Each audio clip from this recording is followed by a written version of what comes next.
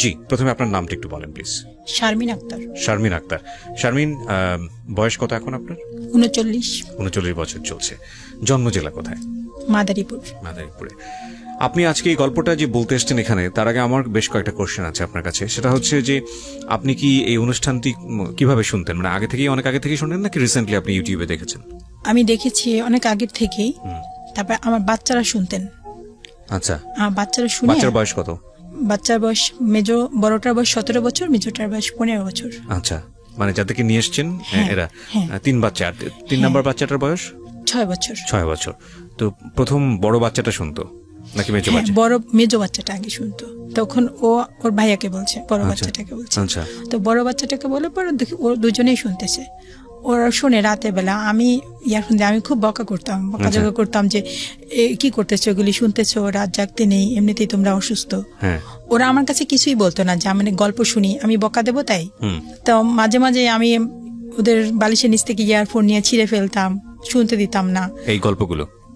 গল্প যে শুনে তা আমি জানি না। জানতেন না কি করতে? হ্যাঁ, কি করতো, যে ওরা রাতের বেলা কেন ইয়ারফোন নিয়ে আমি মোবাইল লুকিয়ে রাখতাম, এমন করতাম। তো এভাবে করে বেশ কিছুদিনে আমি কিছু ইয়ারফোন ছিঁড়েও ফেলছি। আচ্ছা, পরে আবার দেখি গোপনে টিফিনের টাকা দিয়ে আস্তে আস্তে আবার ইয়ারফোন কিনে আবার শুনতো। ওরা শুনে শুনে ওদের খুব ভালো লাগছে, বলতেছে আম্মু আমি তো, মেজো ছেলেটা আমাকে গতকাল বলতেছে যে আম্মু আমি নিম্নে 60টা গল্প শুনছি। মাই গুডনেস, ওদের একটা ইন্টারভিউ করা দরকার আমার মনে হয় শুরুতেই আজকে। বলতেছে আমি গল্প শুনছি। আমি সিয়ামকে বলতেছি, মানে শরীফুল ইসলাম সিয়াম আমার নাম, মেজো ছেলে বড়টা, বলতে তুমিও কি শোনো? তখন ও হাসতেছে, ও বলতেছে কি হ্যাঁ আম্মু আমিও শুনতাম। বলতেছে আমরা খারাপ কিছু শুনি না আম্মু, আমরা এই গল্পই শুনি, আসলে আমরা খারাপ কিছু শুনি না। থিং ইজ দ্যাট ওনার বড় ছেলের বয়স হচ্ছে 17 বছর, মেজো ছেলের বয়স হচ্ছে 15 বছর, এবং 3 নম্বর যে ছেলেটা সেটার বয়স হচ্ছে 6 বছর। এবং এরা হচ্ছে জীবন গল্প অনুষ্ঠানটা শুনতো লুকিয়ে লুকিয়ে, এবং এদেরকে বিরত করা হয়েছে। তারপরে আপনি জানলেন কিভাবে যে এই অনুষ্ঠানটা ওরা শোনে? একদিন ওরা শুনতেছে, তখন আস্তে বলতেছি ওদের হাত ধরে রেখে, তবে আমি আবার কানের কাছে নিয়ে আমিও শুনতেছি কি শোনে দেখবো, কারণ আমার তো এই বয়সটা ওরা কি করতেছে এটা তো আমার জানতে হবে। হ্যাঁ, তারপরে আমি দেখি যে ওরা গল্প শুনতেছে। তাই বলছি কি রে রাত জেগে, তাই এই জন্যই তো ফজরের নামাজ পড়াতে তোমাদের কত কষ্ট হয়। এশার নামাজ পড়ো, তা ফজরের নামাজ এভাবে রাত জাগলে ফজরের নামাজ পড়া যায়, উঠাতে পারি না, একদম শেষ পর্যায়ে গিয়ে উঠে গিয়ে পরে নামাজ পড়ে। তা বলতেছি কি যে আম্মু একটা গল্প শুনে দেখো, আমাদের সমস্যার মতোই একটা সমস্যা, তুমি একটু শোনো না। তারপরে একটু আমি কানের কাছে নিয়ে শুনলাম, শোনার পরে বলতেছি কি আম্মু আমারও না খুব ইচ্ছে করে আমি এরকম আমার জীবনের গল্পটা আমি বলি। আমার মেজো ছেলেটা বলতেছে কি আম্মু আমার খুব ইচ্ছা করে, তুমি যদি অনুমতি দাও তাহলে আমি যাব। আমি গিয়ে আপনার কথা বলতেছে, আমি তার সাথে কথা বলবো, আমার খুব ইচ্ছে করে। মেজো ছেলেটার খুব, মানে বড় ছেলেটা খুব একটু চাপা স্বভাবের, কিন্তু মেজো ছেলেটা খুব ওপেনলি সব বলে আমাকে। আমি একটা কথা বলি প্রিয় শ্রোতা, আজকে এই 3 ছেলেকে নিয়েই উনি আমাদের স্টুডিওতে এসছেন। ওরা বাইরে অপেক্ষা করছে, এবং এই 3 ছেলেকেই আমি যুক্ত করব আমার অনুষ্ঠানের প্রয়োজনার্থে। কিন্তু জীবন গল্পটা আপনার, আজকে আপনার গল্প দিয়ে শুরু হোক। জি, আপনি যেখান থেকে বলেন একেবারে কমফোর্টলি। জি, আমরা 4 ভাই 4 বোন, আমি সবার ছোট। তা আমার বড় ভাই তিনি সেনাবাহিনীতে চাকরি করতেন, আমি সবার ছোট। আমার বড় ভাই মারা যান, উনি বিবাহ করছেন, তার 1 মাস 13 দিনের দিন আমার বড় ভাই মারা যান। উনি সেনাবাহিনীতে চাকরি করতেন, হার্ট অ্যাটাক করেছিলেন, পরে উনি মারা যান। এবং মেজো ভাই বিয়ে করছেন, তার 9 মাস পরে আমার ভাই মারা যান। আচ্ছা, বিবাহের। জি। তারপরে আমার সেজো ভাই, ছোট ভাই, 2 ভাই ছিল, আর আমরা 4 বোন। তো একটা টাইমে আমার বাবা যখন চাকরি করতেন সিলেটে, তখন ওখানকার মহিলা কর্মকার ছিল, স্বর্ণকার। আচ্ছা, মহিলা কর্মকার। তো ওনাদের দিয়ে মানে অনেক গহনা তৈরি করেছিলেন, যেটা মানে আমাদের নিকটতম আত্মীয় স্বজন যারা ছিলেন ওই জিনিসটা মানে তারা জানতে পারতেন। পরে একটা টাইমে আমাদের ঘরে ডাকাতি হলো, এবং তখন আমি, আমার মেজো বোন, আমাদের ঘরে কাজ করতো একটা খালা আর আমার মা, এই 4 জন ছিলাম। আমার মেজো বোনটা তখন ক্লাস 6-এ পড়ে। আপনার বয়স কত? আমি তখন ছোট, আমি স্কুলে পড়ি না। ও ওকে, একদমই ছোট। মানে আপনি যেটা বলছেন আপনার নিজের মেমোরি থেকে বলছেন? না, আমার মনে আছে, অল্প অল্প মনে আছে, সেটা একদম ক্লিয়ার না। তবে আমি যখন ডাকাতটা আসছে, ডাকাতের ভিতরে চিহ্নিত কেউ ছিল, যারা আমার মা দেখে তাকে চিনে ফেলছে। আচ্ছা, তো ঘটনাটা কি ঘটেছে? চিনে ফেলছে, তখন কোথায় গহনা রাখছো এভাবে বলছে, মাকে মারতেছে, ধরে এই গালে থাপ্পড় মারতেছে, এভাবে থাপ্পড় মারতেছে। তারপরে বলতেছে গহনা কোথায় রাখছো বলো। আমার মেজ বোন বলতো কি, বলছে যে দেখেন আমার মাকে মারবেন না, আমার 175 টাকা ওই ড্রয়ারের ভিতরে আছে, ওটা নিয়ে যান, এটা মানে বলতেছে। আর তারপর আমার মাকে মারবেন না, পরে আমার মাকে অনেক মারলো। একটা টাইমে গলা চেপে ধরলো আমার নিজের সামনে। আমার বাবা চাকরি করতেন, আমার বাবার চাকরি করতেন ওখানে। আমার সেজ বোন ছিল, ভাই ছিল, অন্যান্য ভাই 2 ভাই তারা ছিলেন। তখন আমার মাকে অনেক মারলো, গলা চেপে ধরলো, একবারে চেপে ধরছে। বলতেছি বল গহনা কোথায় রাখছিস? তখন বলতেছি উপরে একটা সরা দিয়ে ঢাকা আছে। যখন গহনাগুলি যখন নিতেছিল তখন পাশে পর্দার পাশে ফিসফিস করে যে বলতেছিল, বিকালেও দেখছে মা যে ওই লুঙ্গি পরা ছিল, সে আমাদের মানে উঠান দিয়ে হাঁটাহাঁটি করছে। চিনতে পেরেছে আমার মা, তাকে কণ্ঠও চিনছে যে কে। তাদের মুখ বাঁধা ছিল, জাকাতে সবারই মুখ বাঁধা ছিল। তারপর কণ্ঠে আমার মা চিনছে, আমার বোন চিনছে। একটা টিমে যখন গহনাগুলি সব নিয়ে গেল, তখন আমাদের যে কাজ করে সে কান্না করতেছে। তখন আমি অনেক ভয় পাচ্ছিলাম। তখন আমি বলতেছি কি যে আপনি না কান্না করেন না, তাহলে আমাদের গুলি করবে, বলতেছি আমি। আর তখন আমার মাকে নিয়ে বলতেছে আসো, তোমার সাথে কথা আছে, একটু বাহিরে আসো, এটা বলে ঘর থেকে নিয়ে যাচ্ছে। বলতেছি কি যে দেখেন আমার এখানে আমার বড় 2 ছেলে মারা গেছে, তাদের কবরস্থানটা এখানে বাঁধানো আছে, আমার লাশটা প্লিজ দূরে নেবেন না, আমাকে এখানেই রেখে যান। মানে আপনার মা এটা বলছে? আমার মা বলতেছে যে আমাকে তো মারবেন জানি, কিন্তু আমার লাশটা দূরে কোথাও নিয়ে যান না, আমাকে, আমার 2 ছেলের কবর আছে এখানে। তারপরে এভাবে করতেছে। আর আমাদের টিনের ঘর তো, মানে পা দিয়ে এই পাশে লাথি মারতেছে, এ পাশে লাথি মারতেছে নেওয়ার সময়, যে যেন একটু শব্দ হয়, আশপাশে কেউ আসে। তো শব্দ করছে কিন্তু কেউ আসে নাই। তখন লাস্টে আবার বলতেছে কি যে 2 পাশ থেকে 2 জনে ধরছে। আর মা কি বলতেছে সব আমি পাশের রুম থেকে আমি শুনতেছি। মাকে তখন দেখতেছি না, মাকে নিয়ে যাচ্ছে। তখন আমার বোনটাকে বলতেছে আমি একটু টয়লেটে যাব, মানে ওইটা বলে সে মায়ের সাথে সাথে যাবে। আমার মেজর বোনটা তো একটু বড়, তবে আমার মায়ের সাথে যাবে বলে বলতেছি কি যে বলতেছে আমার খুব টয়লেট চাপছে, আমি যাবো। বলতেছে ও পিছনে পিছনে, মার পিছনে পিছনে যাচ্ছে, মাকে কোন দিক নিয়ে যাচ্ছে। তখন আমাদের সিঁড়ি দিয়ে 3টা সিঁড়ি দরজায়, 3টা সিঁড়িতে, নিচের সিঁড়িতে যখন নামা হয়ে গেছে তখন বলছে কি সোজা হয়ে দাঁড়াও। তখন আমার মা বলতেছে কি যে আমি একটু পানি খাবো, এ বলে বাম দিকে একটু মোড় নিছে, বাম দিকে একটু ঘুরছে। বলতেছে আমার ছোট মেয়েটাকে একটু দেখবো, এমন করতেছে। বাম দিকে 2 পাশ থেকে 2 জনে ধরছে আর সামনে গুলি করবে সে। তখন বলতেছে আমি একটু পানি খাবো, আমার ছোট মেয়েটাকে একটু দেখবো। আমার মুখ বাঁধা ছিল, মানে আমার চোখ বাঁধা ছিল, মুখটা না চোখ বাঁধা ছিল, চোখ বাঁধা ছিল, কিন্তু হাত, আমি ছোট তো আমার হাত বাঁধেনি, কিন্তু আমার যে কাজ করে যে তার হাত বাঁধা ছিল, তার চোখ বাঁধা ছিল। আচ্ছা। পরে বলছে আমার ছোট মেয়েটাকে একটু দেখবো। যখন বাম দিকে একটু মোড় নিচ্ছে তখন গুলি করছে আমাকে। যখন গুলি করছে, গুলিটা একদম সোজাসুজি যদি যেত তো আমার মা একটা দুর্ঘটনায় ঘটতো। আড়াআড়ি ভাবে এপাশ দিয়ে ঢুকে আড়াআড়ি ভাবে একদম পিছন সাইড দিয়ে কোনাকুনি ভাবে বের হয়ে গেছে। এবং তখন পিছনে হাত বাঁধা ছিল, এই অবস্থায় ফালে রেখে তারা চলে গেছে। হ্যাঁ, ওরা ভাবছে যে মারা গেছে, ওরা চলে গেছে। তখন আমার বোন জোরে চিৎকার করতেছে, আর ওই যে আমাদের কাজে বটে সেও দৌড়ে বের হয়েছে, চিৎকার করতেছে, মাকে ধরছে। তখন আশপাশের লোকজন তখন চলে আসে, এভাবে রক্ত উপর থেকে উঠতেছে, এভাবে রক্ত, পিছে হাত বাঁধা, ওটা আর কেউ খেয়াল করেনি। সে রক্ত কিভাবে করবে ওইটাই চেষ্টা করতেছে। পরে আমাদের গ্রামের বাড়ি, ওখানে গ্রামের বাড়ি থেকে মানে আমাদের যে হসপিটালটা অনেক দূরে, তো সেখানে অনেক করে একটা শাড়ি দিয়ে পুরো একদম বডিটারে আটকে এসছে ওইটা। তখন আমি ওইটা আটকানো, ওটা আর দেখিনি, মানে আমাকে তো একটু সরে রাখছে। আমি তো কান্নাকাটি করতেছে, আমি মানে কিছুই বুঝে উঠতে পারতেছি না। তারপরে আমি ভাবছি তো মা মারা গেছে। তারপরে একজন এভাবে যখন তুলে, মানে ওখানে তো কিসে নিবে, খাটটা এরকম নাই, তারপরে টিনের উপরে করে টিনের ভিতর ঢুকায়, পরে সেভাবে পেঁচায় তারপরে মাকে নিয়ে গেছে হসপিটালে। তখন কোনো টেলিফোনের ব্যবস্থা বা কিছুই নেই, আব্বা জানে না, আমার ভাইরা জানে না যে আমাদের ঘরে ডাকাতি হয়েছে, মাকে গুলি করছে। তখন আমার মাকে নিয়ে যখন হসপিটালে গেল, হসপিটালে যাওয়ার পরে ওখানে ওরা কোনো মতে রক্তটা একটু চেক দিয়ে বলতেছে আমাদের বাড়ি হচ্ছে মাদারীপুর, বলছে ওকে বরিশাল নিয়ে যেতে হবে। তখন আব্বা বরিশালেই চাকরি করতেন, বরিশাল জেলখানায় চাকরি করতেন আমার আব্বা। আচ্ছা, জেল পুলিশ ছিলেন আর কি। তখন ওখানে আমার বাবা ওখানে, তো মাকে ওখানে নিয়ে গেছে। এর আগের মুহূর্তে যখন এই হসপিটাল নিয়েছে তখনই একজন আবার চলে গেছে বরিশালে গাড়িতে উঠে, গিয়ে আমার বাবাকে খবরটা বলছে। বলার পর সে আবার সাথে সাথেই আবার চলে আসতেছিল। তখন আর ফোনের ব্যবস্থা ছিল না, সে এক গাড়িতে আসতেছে, আমার মাকে নিয়ে অন্য গাড়িতে আবার যাচ্ছে। তখন হসপিটালে নিয়ে যাওয়ার পরে বাবা যখন শুনলো যে আয়শা যা আমার মাকে নিয়ে গেছে, তখন আবার সে চলে গেছে। গিয়ে তাকে ডাক্তার দেখানোর পরে 3 মাস মেডিকেলে ছিল, থাকার পরে তা মা কিছুটা একটু সুস্থ হলো, মানে গুলি করছে এই সাইডটা একদম পুড়ে গেছে, আর বাম হাতটা শক্তি পেত না, এই হাত দিয়ে মানে এমন ভাবে আটকানো ছিল বাধা পিছনে, একেবারে বামটা একদম অবশ হয়ে গেল, বাম হাত দিয়ে কিছু করতে পারতো না। তো অনেক দিন এইভাবে করে করে পরে এক টাইমে মা সুস্থ হলো। পরবর্তীতে যখন আমার মা জানতেন যে কারা এই ঘটনাটা ঘটেছে, তখন তারাই বাদী হয়ে থানায় মামলা দিছে, যে তাদের শত্রু থাকতে পারে না, বলছে অমক অমক এভাবে নাম করে মামলা দিয়েছে। মামলা দেওয়ার পর তখন আমার মাকে যখন সুস্থ হওয়ার পরে মাকে যখন দাঁড়া করাইছে যে এরা কি আপনাকে গুলি করছে, এরা কি ডাকাতের এখানে ছিল? তারপরে আমার মা বলছে যারা ছিল তারা কেউই ছিল না ওখানে, মানে ওরা নির্দোষ।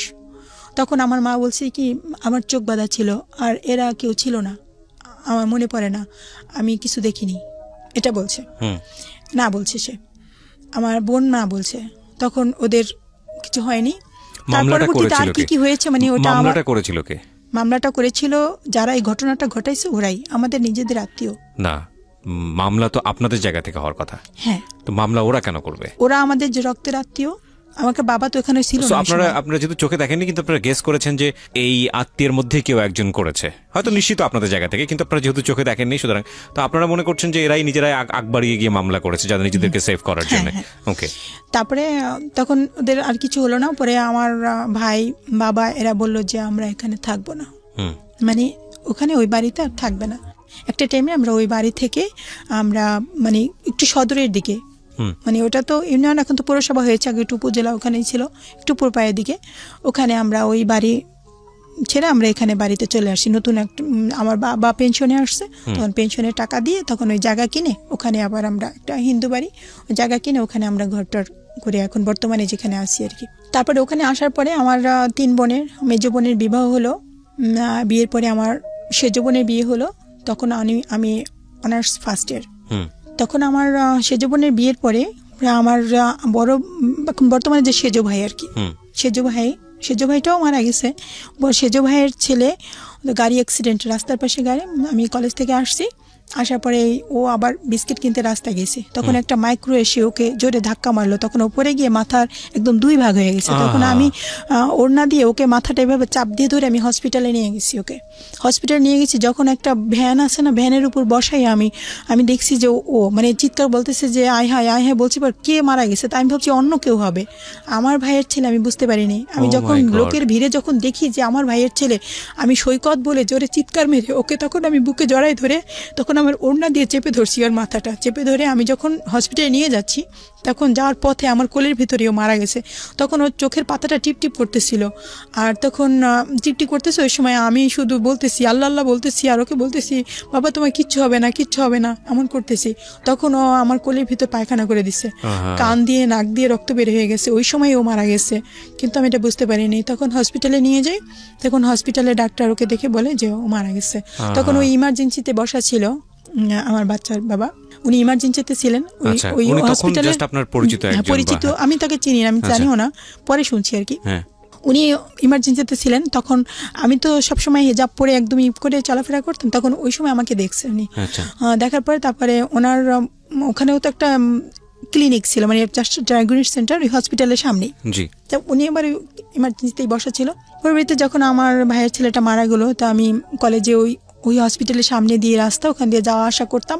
তো ওনার ভালো লাগছে, আরও 1 বছর পরে আমাকে বিয়ের অফার দিছে, এবং ওনার এক ফ্রেন্ড, সে আমার ভাইয়ের একটা দোকান আছে ওখানে বাজারের ভিতরে, তখন দোকানে গিয়ে সে নিজে এবং তার ফ্রেন্ড দুজনেই একসাথে গিয়ে ওখানে গিয়ে বলতেছে যে আপনার ছোট বোনটাকে আমার অনেক পছন্দ হয়েছে, আমি তাকে বিবাহ করতে চাই, আমি কোনো মানে 3rd করে দরকার নেই, আমি সরাসরি আমি বিবাহ করতে চাই। তখন আমার ভাই ভাবছে হয়তো যে আমি হয়তো চিনি বা আমার পরিচিত এরকম কিছু, বা আমার সাথে কোনো রিলেশন আছে কিনা তার সাথে, এরকম ভাবছে। তা সে ভাবির কাছে এসে বলছে, তো ভাবি আমি পরের দিন কলেজে যাব, ভাবি বলতেছে যে হসপিটালের সামনে এক্সরে করে কি তুই কি জানিস? তাই আমি বলছি কি না তো। তা বলে আমি কি কেন এই কথা বলতেছেন কেন, তোর ভাইয়ের কাছে বিয়ের প্রস্তাব দিচ্ছে তোর। তখন আমি চিন্তা করলাম কে এমন যে বিয়ের প্রস্তাব দিল, তখন আমার ভিতরে একটু তার জানতে ইচ্ছা করলো যে কে আসলে বিয়ের প্রস্তাব দিল। পরে আমি কলেজে গিয়ে আমার বান্ধবী সোহাগী বান্ধবীকে বলতেছি যে এই কলেজে এই হসপিটালের সামনে এক্সরে করে কি তুই কি জানিস? তো বলছি কেন? আমি কি জানিস ও না আমাকে বিয়ের প্রস্তাব দিছে। আমাদের বাসায় ভাইয়ের কাছে। তখন ও খুব হাসতেছে শুনে, বলতেছে কি তুই রাজি হয়ে যা। আমি কি কেন, আমি তো তাকে চিনি না জানি না, আমি রাজি হয়ে যাব।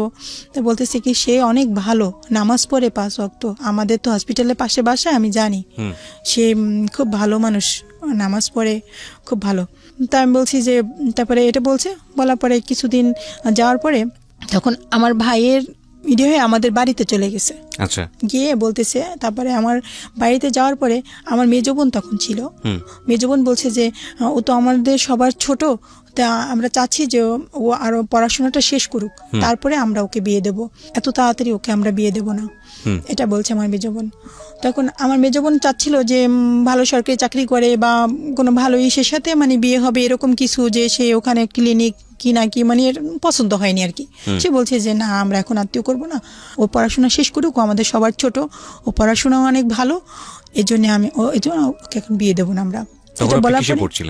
তখন কিসে পড়ছিলেন? আমি অনার্স সেকেন্ড ইয়ারে পড়ছিলেন। হ্যাঁ, তারপর তখন উনি করলো কি, ওই হসপিটাল প্লাস আমার কলেজটা একটু কাছাকাছি আর কি। তো কলেজের যে টিচার, তার সাথে মানে সন্ধ্যার পরে ক্যারাম বোর্ড খেলতো, বেশ পরিচয় ছিল তার।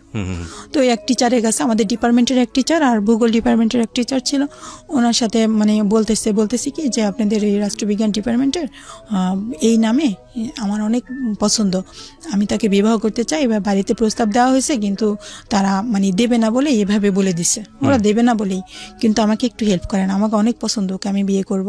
কারণ ও সবসময় হেজাব পরে যায় এখান দিয়ে, কখনো একটু দোকানের দিকে কোনো দিকে তাকায় না, মাথা নিচু করে চলে যায়, আবার নিচু করে আসে, এটা আমার অনেক ভালো লাগছে, আমার ফ্যামিলিতে এটা খুব পছন্দ, আমার ফ্যামিলি তো ইসলামিক ফ্যামিলি, কিন্তু আমাকে অনেক ভালো লাগছে। এটা বলার পরে তখন আমি আমাদের সে রাষ্ট্রবিজ্ঞান ডিপার্টমেন্টে আমি বসা, তো আমার স্যার আমাকে ডাক দিচ্ছে, একটু আসো তো এদিকে, গেটে গিয়ে। তো আমি আসছি, তারপরে বলতেছি কি আসো এদিকে, আমাকে নিয়ে যাচ্ছে, সিঁড়ি দিয়ে নিচে যখন নামবে তখন দেখি যে নিচে দাঁড়ানো। তখন আমি ওটা দেখে আমি বলতেছি কি স্যার আপনি আমাকে কি জন্য ডাকতেছেন? বলতেছি কি যে আমার ফ্রেন্ড তোমার সাথে একটু কথা বলবে। তখন আমি বুঝতে পারছি যে কোন বিষয়ে কথা বলতে চাচ্ছে। তখন স্যার ওখানে আর কি ওই ব্যাচেলার টিচাররা যে রুমগুলো থাকে না, 3-4 জন টিচার মিলে, এরকম কলেজের ভিতরে আমাদের ছিল এরকম। তো আমি ওখান থেকে পিছনে ফিরে এখন চিন্তা করতেছি, আমি একটু আগের থেকে একটু কেয়ারফুল ছিলাম যে একা একা কারোর সাথে কথা বলবো বা কিছু, মানে খুব নিজে খুবই সংযতভাবে চলার চেষ্টা করতাম। পরে আমার এক বান্ধবীকে সাথে করে নিয়ে গেলাম, যে স্যার আমাকে ডাকছে, চল তো একটু। তখন আমি একা যাইনি, আমার বান্ধবীকে সাথে করে নিয়ে গেছি, তো ও গেছে। তারপরে আমি বলছি স্যার কি বলবেন? তো বলতেছি কি যে এ তো তোমাকে পছন্দ করে, তোমার কি মত? তো আমি বলছি স্যার আপনি তো আমার টিচার, আর এই কলেজে বিভিন্ন জায়গার থেকে ছেলে মেয়েরা আসে, আর আমি সবসময় কিভাবে চলাফেরা করি স্যার আপনি তো জানেন। তা আমাকে আজকে এখানে একা একা ডাকছেন, কথা বলবো, এটা অনেকে দেখলে আমাকে খারাপ মনে করবে যে এই মেয়েটা ওই ছেলের সাথে এভাবে কথা বলে, আপনাকেও বলবে আর আমাকেও বলবে। স্যার আমাকে দয়া করে মাফ করে দেন, আমি এখানে বেশি কথা বলতে পারবো না, আমি চলে যাই। তারপরে বলতেছি কি না একটু দাঁড়াও, একটু বসো, তোমার কি কোনো এ ব্যাপারে তোমার কোনো আপত্তি আছে? তাই আমি বলছি যে আমার নিজস্ব পার্সোনাল কোনো মতামত নেই, কারণ আমার এ ব্যাপারে আমি তো সবার ছোট, আমার বোন আছে, ভাই আছে, বাবা আছে, মা আছে, আমার সব আছে, তো এই ব্যাপারে আমার নিজের কোনো মতামত নাই। তারা আমাকে যদি পছন্দ করে দেয় কোথাও, তো আমার নিজের ব্যক্তিগত কোনো চয়েস নাই যে এখানে আমার যেতেই হবে, এরকম নাই। তারা আমার যা সিদ্ধান্ত নেবে সেটাই আমি মেনে নেব। তা বলতেছে ঠিক আছে, তোমার বাসায় গিয়ে আজকে বলবা যে টিচাররা আজকে বিকালে তোমাদের বাসায় যাবে। তারপরে ওই টিচাররা গিয়ে আমার বাবা মাকে বললেন যে আপনার তো 4 মেয়ে, 3 মেয়ে আপনি বিয়ে দিচ্ছেন, এই মেয়েটা, আমরাও তো টিচার, আমরা তো অভিভাবক, আমাদের কি একটা অধিকার নাই? তা আমরা এই ছোট মেয়েটাকে আমরা বিয়ে দিতে চাচ্ছি, আমরা দায়িত্ব নিয়ে আমরা বিয়ে দেব। তখন আমার বাবা বলছেন যা এটা তো আমি তো এখন রিটায়ার্ডে আসছি, আসলে ওর পড়াশোনার দায়িত্ব সবকিছু তো আমার ছেলে করে, তো আমার ছেলের সাথে একটু যোগাযোগ করে আমার ছেলে যদি মত দেয় আমার কোনো আপত্তি নেই। তখন আমার সেজ ভাইটা সে ঢাকা কেন্দ্রীয় কারাগারে পুলিশ ডিপার্টমেন্টে ওখানে চাকরি করতেন, তখন যে টেলিফোনেরই ছিল, তখন ওরা ওই যে মোবাইল নিয়ে ওই যে কি মোবাইল, মানে দোকানে দোকানে তখন বিভিন্ন জায়গায় কথা বলার জন্য হতো, ওটা নিয়ে আমাদের বাড়িতে সন্ধ্যার পরে গেছে। তখন আমার ভাইয়ের সাথে কথা বলছে টিচাররা, কথা বলার পর আমার ভাই ওখানে বসে বলছে যে ঠিক আছে, আপনারা তো অভিভাবক, এমনভাবে কথার প্যাচে ফেলাই দিচ্ছে যে আমার বাবা, আমার মা বা আমার ভাইরা যে দেখবে যে তার লেখাপড়া কত দূর, সে আসলে শিক্ষাগত যোগ্যতা কি, মানে ফ্যামিলি কীরকম, এসব কিছুই যাচাই বাছাই না করেই সে রাজি হয়ে গেছে। মানে আমার বাবাও সাদাসিধে মানুষ ছিল, আমার মাও ছিল, আমার ভাই ওই বলছে, আমার খালু আসছিল ওই সময় বেড়াতে আসছে, ও ছিল সাথে, আমার বোন ছিল। তা কিছু একটা না বুঝেই তখন তারা রাজি হয়ে গেছে।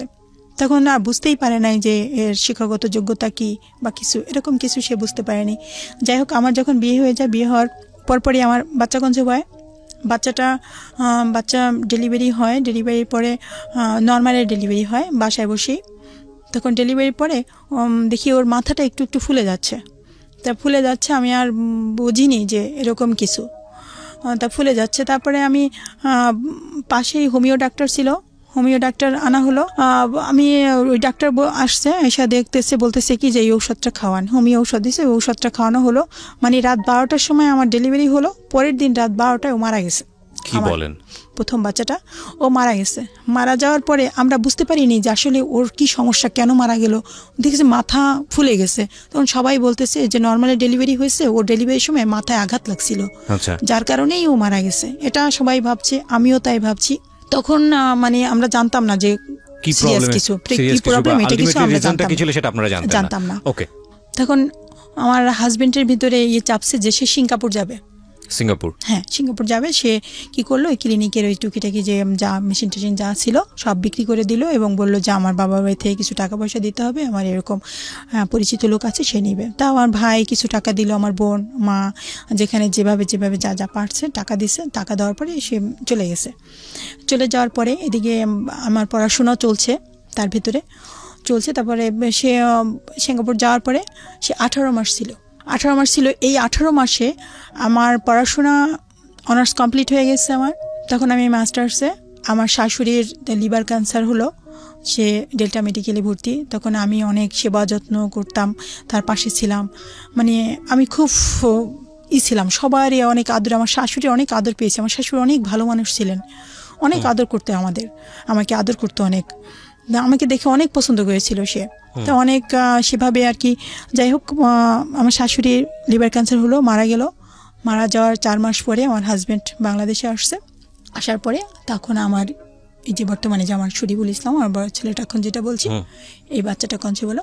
17 বছর আগের গল্প, কারণ ওর বয়স 17 বছর। হ্যাঁ, 17 বছর আগে। তখন এই বাচ্চাটা হওয়ার পরে তখন ওর বয়স যখন 5 মাস, আমি ঢাকায় আসলাম আমার ভাসুরের বাসায়। ঢাকায় আসছি, তখন হামাগুড়ি দেবে এরকম, কিন্তু ওর ভিতরে সেরকম কিছু দেখছি না। তখন 6 মাস, যখন 1 মাস পার হলো, আসছি ঢাকায়। আমার ভাসুরের বাসায় বেশ কিছুদিন ছিলাম, 3 মাস ছিলাম। তখন হামাগুড়ি দিচ্ছে, দেখি যে ওর হাঁটুটা ফুলে যাচ্ছে। হামাগুড়ি দিতে দিতে? হ্যাঁ, ওর হাঁটুটা ফুলে গিয়ে একদম নীল হয়ে আছে। আবার কোথাও পড়ে গেছে, তখন এই বুকের বাম সাইডটা ফুলে গেছে, হাতে ফুলে গেছে। তখন আমার মনে পড়লো যে আমার মা তো বলেছিল যে আমার ভাইয়ের কিরকম হতো, কি সমস্যা ছিল আমার ভাইয়ের। তখন আমার সেই কথা মনে পড়ছে, আমার মা যে মায়ের কাছে শুনতাম। আমার বয়স 1.5 বছর, তখন তো আমি বুঝতাম না যে আমার ভাইয়ের কি ছিল সমস্যাটা। আমার মা ওই রোগের নামও জানতো না। পরে যখন ওই সমস্যাটা ওইটা দেখলাম, তখন আমার ভিতরে কেমন একটা কাজ করলো যে আল্লাহ, সেই রোগটাই কি হলো, মানে এটা কিন্তু আমি শিওর করেও আমি বলতেছি না আমার হাজবেন্ডের কাছে। তখন আমি দেবো, আমি বিশেষ পরীক্ষা দেবো। পরীক্ষা সবই আমার নৈবেদ্যিক যে পরীক্ষাটা, ওইটার জন্য আমার আসলো। আমার শুক্রবারে পরীক্ষা, সোমবার দিন এখন ও একেবারে বেশি অসুস্থ, 8-10 জায়গায় ফুলে গেছে শরীরের, আমার ছেলেটা ফুলে গেছে। তখন ডাক্তার এমআর খান, শিশু বিশেষজ্ঞ, উনি ধানমন্ডিতে বসেন। তখন এমআর খানের কাছে আমার হাজবেন্ড আর আমি নিয়ে গেলাম ওকে। নিয়ে যাওয়ার পরে সে ওকে দেখার পরেই, বেশি সময় নিল না, দেখিয়ে বললো যে ওকে পিজিতে নিয়ে যান। তা পিজিতে আমি নিয়ে গেলাম। নিয়ে যাওয়ার পর ডাক্তার দেখিয়ে বলতেছে ওকে ভর্তি করতে হবে। তখন মঙ্গলবার আমি ওকে ভর্তি করলাম, আমার শুক্রবারের পরীক্ষা। তো আমি ওখানে ভর্তি করলাম। ভর্তি করার পরে টেস্ট দিল, বলতেছে এই টেস্ট আপনি সিএমএস থেকে এই টেস্টগুলি করাবেন। তো সিএমএস থেকে আমি এই টেস্টগুলি করালাম। করানোর পরে টেস্টে ধরা পড়লো যে ওর ফ্যাক্টর 8 যেটা শৈলী, সেটা হচ্ছে শতকরা যেমন 60 থেকে 100 এরকম বা এরকম থাকে, কিন্তু ওর আছে মাত্র 2%। আচ্ছা, ওর শরীরে। তা এই কারণেই মানে ওর এই সমস্যাটা। তখন এটা যখন ওটার নাম শুনলাম, রোগটার নাম হচ্ছে হিমোফিলিয়া। জি।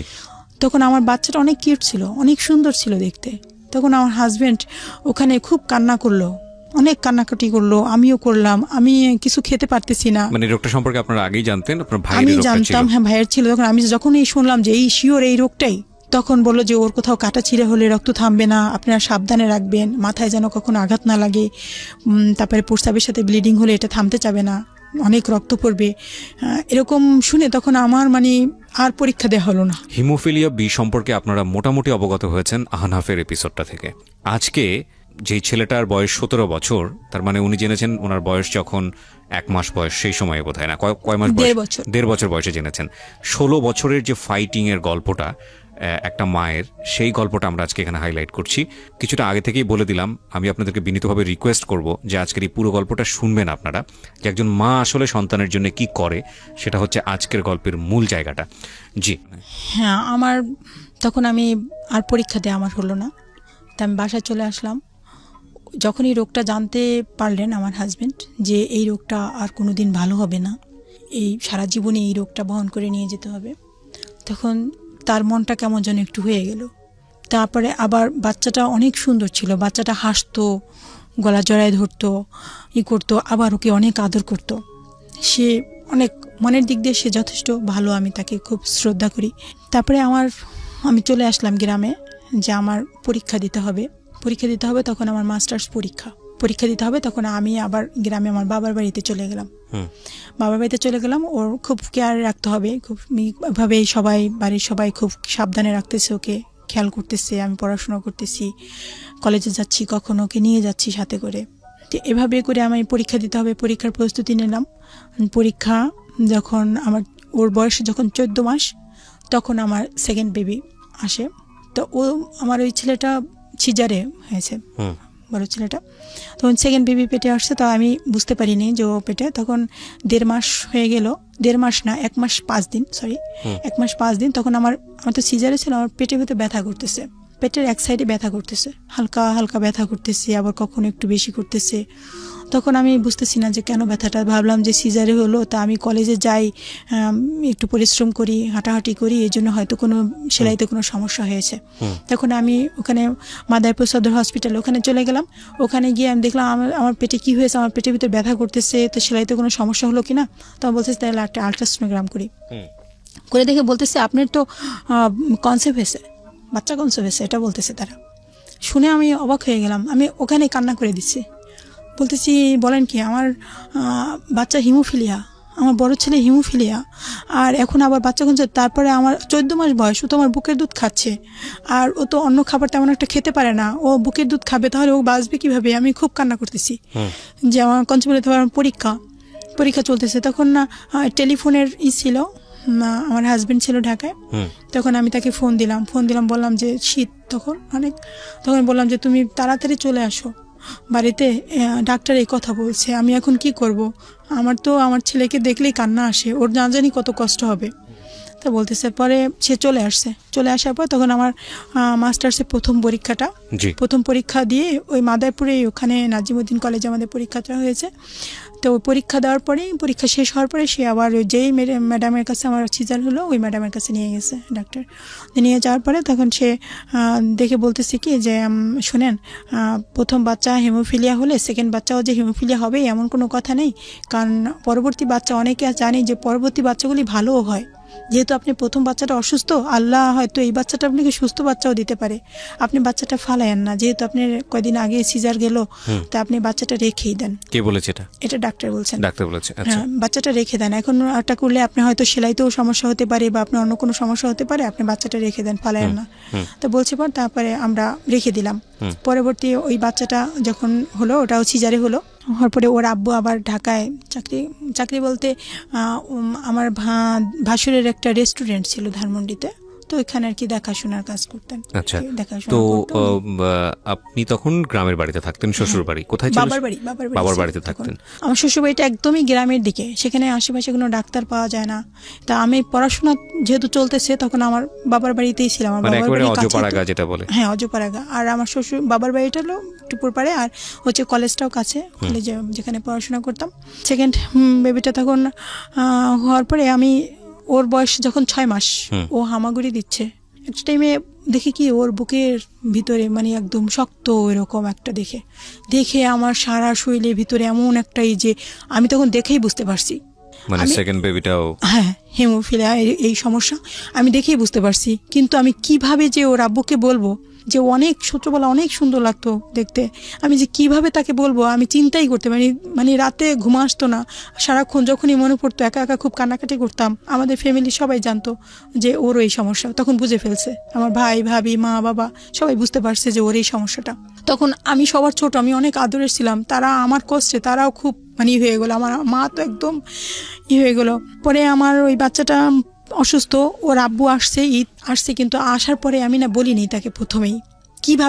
কিভাবে তাকে বলবো, আমি সেই চিন্তাই করতেছি, আমি কিভাবে বলবো তাকে।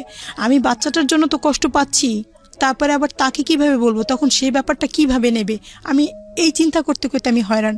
তখন মোবাইল হাতে হাতে মানুষের ছিল না। এর জন্য কি আপনি নিজে থেকে গিল্টি ফিল করতেছিলেন, মানে নিজেকে দোষী মনে হচ্ছে? না, মানে দোষী মনে হয় কি আমার জন্যই, তার মানে এরকম কত কি মনে পড়ে। আপনার ফ্যামিলিতে আছে এটা, যেহেতু এটা ইনহেরিটেড এবং জেনেটিক্যাল ফ্যামিলিগত রোগ, যেহেতু আপনার ফ্যামিলিতে আছে সে কারণে আপনার বাচ্চাদের হয়েছে। তো প্রথম বাচ্চার হয়েছে সেটা তো বাবা মন খারাপ করেছে। দ্বিতীয় বাচ্চাটাতে না হওয়ার কথা ছিল, যেহেতু আপনার ফ্যামিলিতে এরকম যে একটার হয়েছে আরেকটার হয়নি, এরকম ঘটনা আছে। তো সেহেতু আপনি ওই জায়গাটা থেকে মনে করেছিলেন দ্বিতীয় বেবিটা ঠিক আছে থাক, ডাক্তারও সাজেশন দিয়েছিল। দ্বিতীয় বেবিটাও যখন হিমোফিলিয়া বিতে আক্রান্ত হলো তখন আপনার বলতে খুব লাগছিল, যে আড়ষ্টতায় থাকছিলেন যে আমি আসলে কিভাবে তাকে বলবো, কারণ দুটোই তো আসলে আমার ফ্যামিলি থেকে এসেছে, ওর ফ্যামিলিতে কারো হিমোফিলিয়া বি ছিল না। It's very important point. Okay, তারপরে আমি মানে সে আসছে, একদিন পার হয়ে গেল, আমি ওকে কখনো গায়ের থেকে গেঞ্জি টেঞ্জি জামাটা খুলতাম না, যে গায়ে বুকে আছে, হাতে এভাবে হাত ধরতাম, হাতের ওখানে ফুলে আছে, আর কোথাও নেই, পায়েটায় নেই, 2 জায়গায় আছে। তখন আমি ঈদ, আমার শ্বশুরবাড়িতে নিয়ে যাবে আমাকে, ঈদের সময় সবাই আসবে শ্বশুরবাড়িতে, তখন আমাকে নিয়ে যাবে। তখন আমি চিন্তা করতেছি আমি কিভাবে তাকে বলবো। তো আমার জন্য তখন ওই নোকিয়া মোবাইলগুলি তখন আমার জন্য কিনে নিয়ে গেছে, যে বাচ্চা অসুস্থ কখন কি হয় আমাকে যেন একটু ফোন দিয়ে জানাতে পারে, বা আমি যাতে খোঁজখবর নিতে পারি ঢাকা থেকে। তখন ওই ফোনটা আমার জন্য কিনে নিয়ে গেছে। আমি ফোন পেয়ে খুব খুশি, তখন নতুন ফোন পেয়ে অনেক খুশি। পরে আমি ফোনটা যখন আমার হাতে দেয় বের করে, তখন আমি বলি কি যে তুমি আমাকে অনেক ভালোবাসো, কারণ তুমি সামান্য কটা বেতন পাও, তারপরে তুমি আমার জন্য ফোন কিনে নিয়ে আসছো। আচ্ছা, এমনও তো হতে পারে যদি আমার এই সেকেন্ড বাচ্চাটাও যদি হিমোফিলিয়া হয়, তাহলে তুমি কি চিন্তা করবা, তোমার খারাপ লাগবে না? তখন এইভাবে বলতেছি কি যে তখন সে ভাবছে যে তো হবেই না, এরকম একটা চিন্তা করছে। তো বলতেছি কি হলে হবে, করার কিছু নাই, আল্লাহ যদি দেয় তো কি করবো আর, এটা বলছে। মানে সে আর কি কিছুটা মূল্য করে নেই, ওটা ভাবছে যে হবেই না এরকম কিছু। তখন আমি বলছি যে আমি একটা তোমাকে কথা বলবো, তুমি আমার সাথে রাগ করবা না তো, বা আমাকে কষ্ট দেবা না তো? সে তখন মানে হয়ে গেছে, বলছি কি বলবো আমাকে, যে আমি তোমাকে কষ্ট দেবো বা কি এমন কথা? তাই আমি বলছি কি জানো, আমার এই বেবিটারও না হিমোফিলিয়া। তখন সে দাঁড়ানো ছিল খাটের পাশে, দাঁড়ানো থেকে বসার থেকে একদম শুয়ে পড়ছে বিছানার উপরে, শুয়ে মানে চোখটা বন্ধ করে কিছুক্ষণ শুয়ে থাকলো। মানে শুনে তখন তার অনেক খারাপ লাগলো, যে কিছুক্ষণ শুয়ে পড়লো, শুয়ে কিছুক্ষণ চোখ বন্ধ করে থাকলো। তখন আমিও কিছুই বলতেছি না, শুধু তাকে দেখতেছি, তার দিক তাকে বলতেছি, যে ভাবতেছি আমার ভিতরে ভয় কাজ করতেছে, যে না জানি কি বলে। তখন সে উঠে কিছু সময় কান্না করলো, তার কান্না দেখে আমিও খুব কান্না করলাম, যে এটা তো আমি বাহক, এই রোগের বহনকারী তো আমি, তার ফ্যামিলি থেকে তো এটা আসেনি। তখন আমি অনেক কান্না করলাম। তখন আবার সে কান্না থামে আমাকে সান্ত্বনা দিচ্ছে, যে থাক তুমি কান্না করো না, আল্লাহ ভরসা, আল্লাহ আমাদের দিচ্ছে, আল্লাহ সাহায্য করবে আমাদের। এটা সে একটু রাগী টাইপের, আমাকে যখন বুঝায়, সান্ত্বনা দেয়, ভালোবাসে, অনেক বাসে। যখন সামান্য একটু রাগ করে, তখন মনে হয় যে কি একটা দুর্ঘটনা ঘটে যাবে, অনেক রাগ, যা পাবে হাতের কাছে ভাঙচুর করে একদম, মানে অনেক রাগ তার। আবার অনেক ভালোবাসে, যে আহারে রাগ করছি বা কিছু, সে আমার সাথে রাগ করলে কখনোই আমি প্রতিবাদ করতাম না। যখন রাগ করতাম আমি আস্তে সামনের থেকে চলে যেতাম, গিয়ে হয়তো রান্নাঘরে বা বারান্দায় কোথাও গিয়ে চুপ করে দাঁড়িয়ে থাকতাম। আমার সামনে থাকলে হয়তো একটু বেশি রাগ করবে, তাই একটু সামনে থেকে সরে গেলে হয়তো রাগটা কমবে, তাই আমি সরে যেতাম। কখনোই তার প্রতি উত্তর করতাম না, রাগ করতাম না, কিছুই করতাম না। তো একটা টাইমে যখন এই সমস্যাটা, তখন আমি শ্বশুরবাড়িতে গিয়ে থাকবো, আমার পড়াশোনা শেষ, মাস্টার্স কমপ্লিট হয়েছে, এখন আমি শ্বশুরবাড়িতে থাকবো, কিন্তু সেখানে তো আমার বাচ্চা 2 ছেলের এই সমস্যা। আমি হসপিটালে যাব কিভাবে, ডাক্তার পাবো কোথায়, ইঞ্জেকশন কিভাবে দেব, বা ইঞ্জেকশন এই ঢাকার থেকে সেই ইঞ্জেকশন গাড়িতে পাঠিয়ে দিত। কখনো হয়তো দাঁত উঠছে যখন, তখন হয়তো পড়ে গেছে, ওই দাঁতটা ঠোঁট কেটে গেছে, এমন রক্ত ঝরতেছে যে অঝরে রক্ত পড়তেই আছে, রক্ত থামে না। যতক্ষণ হাত দিয়ে চাপ দিয়ে ধরি ততক্ষণ আবার জিব্বা কেটে যায়, জিব্বা তো চাপ দিয়ে ধরতে পারি না, আঙ্গুলের উপর কামড় বসাই দেয়, জিব্বা চাপ দিয়ে ধরতে পারি না, রক্ত পড়তেছে তো পড়তেই আছে। ঢাকা থেকে সেই ইঞ্জেকশন গাড়িতে পাঠিয়ে দেয়। একবার লঞ্চ মানে ফেরি আটকাই গেল নদীতে, ফেরি যাচ্ছে না, সেই ইঞ্জেকশন ওই ড্রাইভারের কাছে ইঞ্জেকশন দিয়ে দিছে, আমরা ওখানে স্ট্যান্ডে দাঁড়িয়ে থেকে ইঞ্জেকশনটা নিয়ে নেব। কি গাড়ি, কত নম্বর গাড়ি, আমরা রাস্তায় দাঁড়িয়ে থাকতাম ওখানে, তাও ইঞ্জেকশনটা নিয়ে আমি ওখানে ডাক্তারদের দিয়ে পুশ করে দিতাম। তাই এখানে যে ব্লাডের যে সাদা অংশ প্লাজমা যেটা বলে, প্লাজমাটা দিলে যে ওটা চিকিৎসা, এটা আমরা তখন জানতাম না, শুধু ইঞ্জেকশনটাই জানতাম। সেই ইঞ্জেকশনটা ছিল 4800 টাকা দাম ওই সময়। আমার হাজব্যান্ড 4000 টাকা বেতন পেত তখন। আমার ভাসুরে তাকে একটা বেতন ধার্য করে দিয়েছিল 4000 টাকা, আর খাবে থাকবে। কিন্তু ওই আমার ভাসুরে কিছু দিত, এ দিত, ও দিত, এইভাবে করে কোনো মতে ইঞ্জেকশন ম্যানেজ করে তারপরে সে পাঠিয়ে দিত। সংসারের বাকি বিষয় তো বাদই দিলাম, 4000 টাকা হচ্ছে বেতন, 4800 টাকা হচ্ছে একটা ইঞ্জেকশনের দাম, দুটো বাচ্চার হিমোফিলিয়া বি। কটা ইঞ্জেকশন লাগতো মাসে? সেটা মানে একবার তো মানে আমার মেজর ছেলেটা, ও যখন, এটা কি কোনো ফিক্সড কোনো কিছু আছে যে এই কয়টাই লাগে ইঞ্জেকশন, নাকি শুধুমাত্র সিচুয়েশন যখন খারাপ হয় তখন দিতে হয়? হ্যাঁ, যখন খারাপ হবে তখনই, মানে এটা একটু স্টকে রাখতে হয়, মানে যে কোনো সময় এটা রাখতে হয়? এটা একদম সব সময় একটা ফ্রিজে একটা ইঞ্জেকশন রেখেই দিতে হয়, যে কখন কি দুর্ঘটনা ঘটে এই জন্য। আচ্ছা, তখন ওর থেকে টাকা নিয়ে তারপরে ইঞ্জেকশন, তাও ইঞ্জেকশন সচরাচর পাওয়া যেত না। এই লাস্ট ফর্মা এখানে ওইখানে, এই হসপিটালে ওই হসপিটাল, মানে পিজি হসপিটালের সামনে যে ওই যে ঔষধের দোকানগুলি, ওখানে ধানমন্ডিতে বিভিন্ন জায়গায় খোঁজ করতে, পাওয়া যেত না, খুঁজে তারপরে যদি পাইতো তো ওইটা পাঠিয়ে দিত। তো হ্যাঁ, ইঞ্জেকশনটা পাঠিয়ে দেওয়ার পরে ওই ইঞ্জেকশন আমি পুশ করতাম। একবার ও হাঁটতেছে উঠান দিয়ে, তখন মুরগির বাচ্চা নিয়ে হাঁটতেছে, মুরগি তো ও তো আর বোঝে না যে মুরগির বাচ্চা ধরলে কি হবে। তো মুরগির বাচ্চাটা ধরতে গিয়ে তখন ও ধরতে গেছে, তখন মুরগিতে এসে ওর গায়ে এভাবে ছোবল মারছে, পরে ও হা করে চিৎকার করছে, ওর দাঁতের পাশে এসে মুরগিতে একটা ঠোকর মারছে, পরে ওই দাঁতটা নড়ে গেছে। তখন ওর বয়স 1 বছর, দাঁতটা নড়ে গেছে। তখন ওই ইঞ্জেকশন দেওয়ার পরে রক্ত থামছে, কিন্তু আবার জিব্বা দিয়ে তখন দাঁতটা আবার কি করতেছে, তখন ওখান দিয়ে আবার ব্লিডিং শুরু হয়েছে, আবার রক্ত পড়া শুরু হলো, আবার সেই ইঞ্জেকশন দিতে হলো দ্বিতীয়বারে। তো 4800 টাকা একটা ইঞ্জেকশন, তারপরে আর একটা ইঞ্জেকশন। তখন কি করব, তখন আমার মা দিয়েছে, মানে বোন দিয়েছে, মানে এমন করে টাকা ম্যানেজ করে আবার আর একটা ইঞ্জেকশন দিলাম। এমন করে তারপরে 7ম দিনে আবার ব্লিডিং শুরু, আবার রক্ত পড়া শুরু হলো ওই দাঁত দিয়ে। ওইটার দাঁতটা হতে না হতেই, মানে ছোট মানুষ, ও জিব্বা দিয়ে নাড়া দিছে, আবার রক্ত পড়া শুরু হয়ে গেছে। তখন একটা পর্যায়ে কি করব, মানে ওর স্বাস্থ্য অনেক ভালো ছিল, আর ওর ভেইনও পাওয়া যেত না, ইঞ্জেকশনটা পুশ করতে অনেক কষ্ট হতো ওর। তখন ওকে ঢাকায় নিয়ে আসলাম। ঢাকায় নিয়ে এসে ওকে পিজি থেকে আবার টেস্ট করলাম। ওই টেস্ট করে ওই টেস্ট দিল, ওই টেস্ট করা হলো যে ওর পার্সেন্ট কত আছে, 1.7 ছিল ওর, আমার ওই বাচ্চার থেকেও কম। তো টেস্ট করার পরে তখন ওই ইঞ্জেকশন দিল, মানে ইঞ্জেকশন দেওয়ার পর তৃতীয় ইঞ্জেকশনটা দেওয়ার পরে তারপরে কিছুদিন মানে খুব সতর্কতার সাথে আস্তে আস্তে ওই জায়গাটা শুকিয়ে গেল, ঔষধ খেলো, তারপরে ভালো হলো। পরে সিদ্ধান্ত নিল যে ওই সময় আমি কিছু জমি, আমার বাবা, এর আগে আমার বাবা মারা গেছেন, তার 3 মাস আগে বাবা মারা গেছেন ওই সমস্যার আগে। তখন আমার ভাই, মা, তারপরে সবাই বলছে যে তোমার শ্বশুরবাড়িতে একদম গ্রামের দিকে, অজপাড়া গায়ে, তো এখানে কিছু জায়গা দিয়ে এখানে একটু ঘর তোলো, এখানেই থাকো, আমাদের এখানেই থাকো। পরে আমাদের বাবার বাড়িতেই মানে একটু জায়গা দিছে যে ঘর তোলার জন্য। তখন ওখানে আমার বাবার যে কিছু জমি, ওই জমিটা আবার বিক্রি করতে বললো, আমি যে একটা অংশ পাবো ওখানে ধানের জমিটা, ওই জমিটা বিক্রি করে ওখানে আর কি একটা ঘর তুললাম। তো ঘর তুলে ওখানেই আমি ছিলাম। তে এর মাঝে আবার আমার সেজ বোনের যে হিমোফিলিয়া পেশেন্ট ছিল, তার সেজ বোনের এক ছেলে হিমোফিলিয়া, কিন্তু তার হাজব্যান্ডে স্বাভাবিকভাবে জিনিসটা মেনে নেয়নি।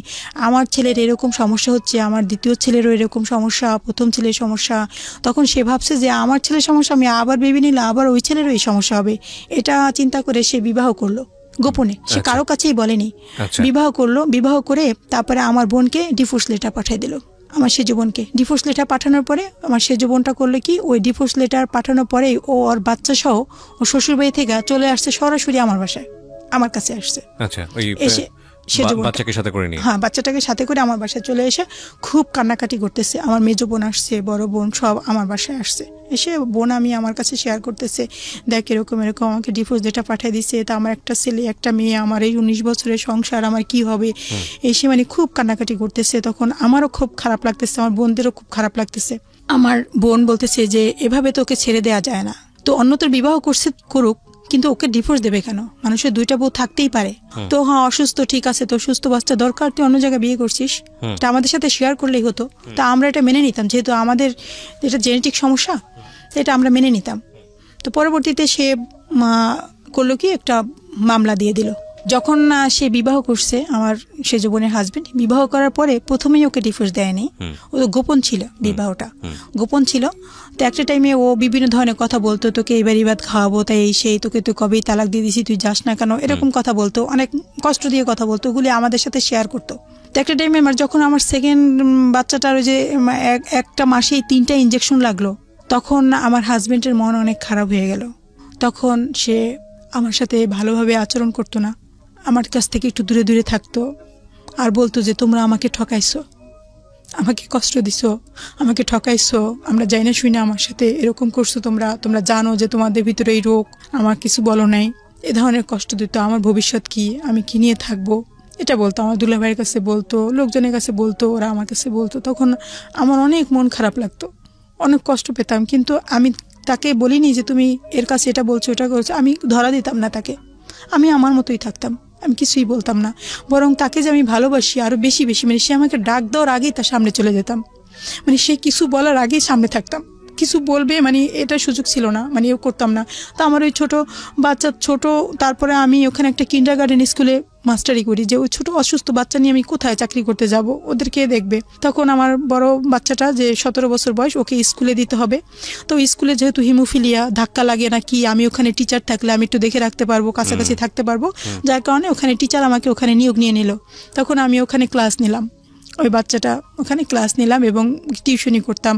কিছু টাকাটা পেলে ও খুশি হবে, আমার হাজবেন্ডের কাছে টাকাটা এভাবে ধরে দিতাম, দেখো আমি এই টাকাটা পেয়েছি, এই আজকে খুশি রাখার জন্য আমি এটা করতাম। আবার আমার মা কিছু কিছু টাকা দিতেন, আমার বাবা মারা গেছে, পেনশনের টাকা। এদিকে তো আবার একটা দুর্ঘটনা ঘটলেও, যেটা আপনার বোনের ক্ষেত্রে হলো, যে তার ডিভোর্সটা হয়ে গেল। আপন বোন তো না? হ্যাঁ আপন বোন। মানে ওইটাও একটা আতঙ্ক কাজ করতো, না জানি কি একটা হয়ে যায়। আমি সবসময় আতঙ্কে ছিলাম যে না জানি কিরকম হয়ে যায়, আমাকে কখন যেন কি করে, মানে এরকম আমার ভিতর সবসময় আতঙ্ক কাজ করতো, সবসময় মানে খুব আমি কেয়ারে থাকতাম ব্যাপারটা নিয়ে। আমি তাকে বেশি বেশি মানে আরও বেশি ভালোবাসার চেষ্টা করতাম। তারপরে বাচ্চা যখন এই সমস্যা, তখন আমি চিন্তা করলাম যে কি করা যায়।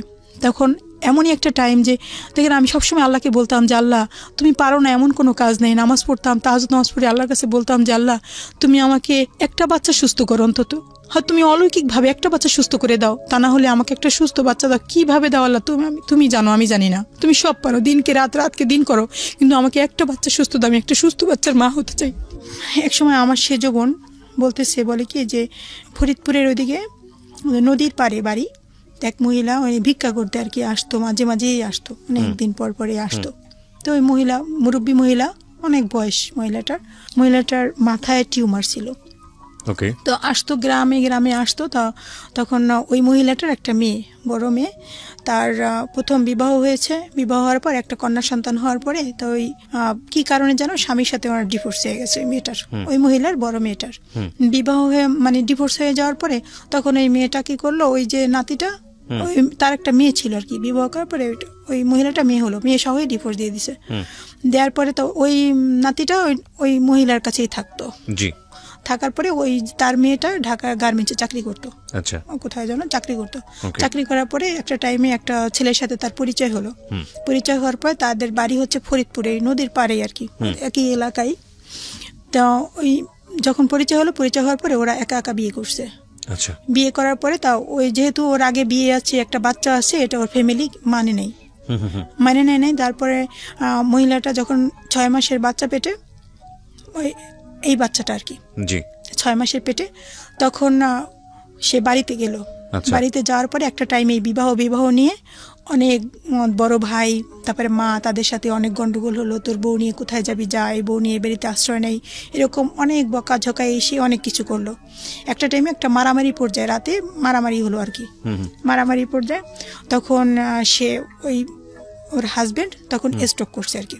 স্ট্রোক করে তখন হসপিটালে নিয়ে গেছে। হসপিটালে নিয়ে যাবার একদম একটু মানে নিয়ে যাবে আর 2-3 মিনিট হলেই হয়তো হসপিটালে পৌঁছে যাবে, এই মুহূর্তে আর কি গাড়িতে বসে মারা গেছে।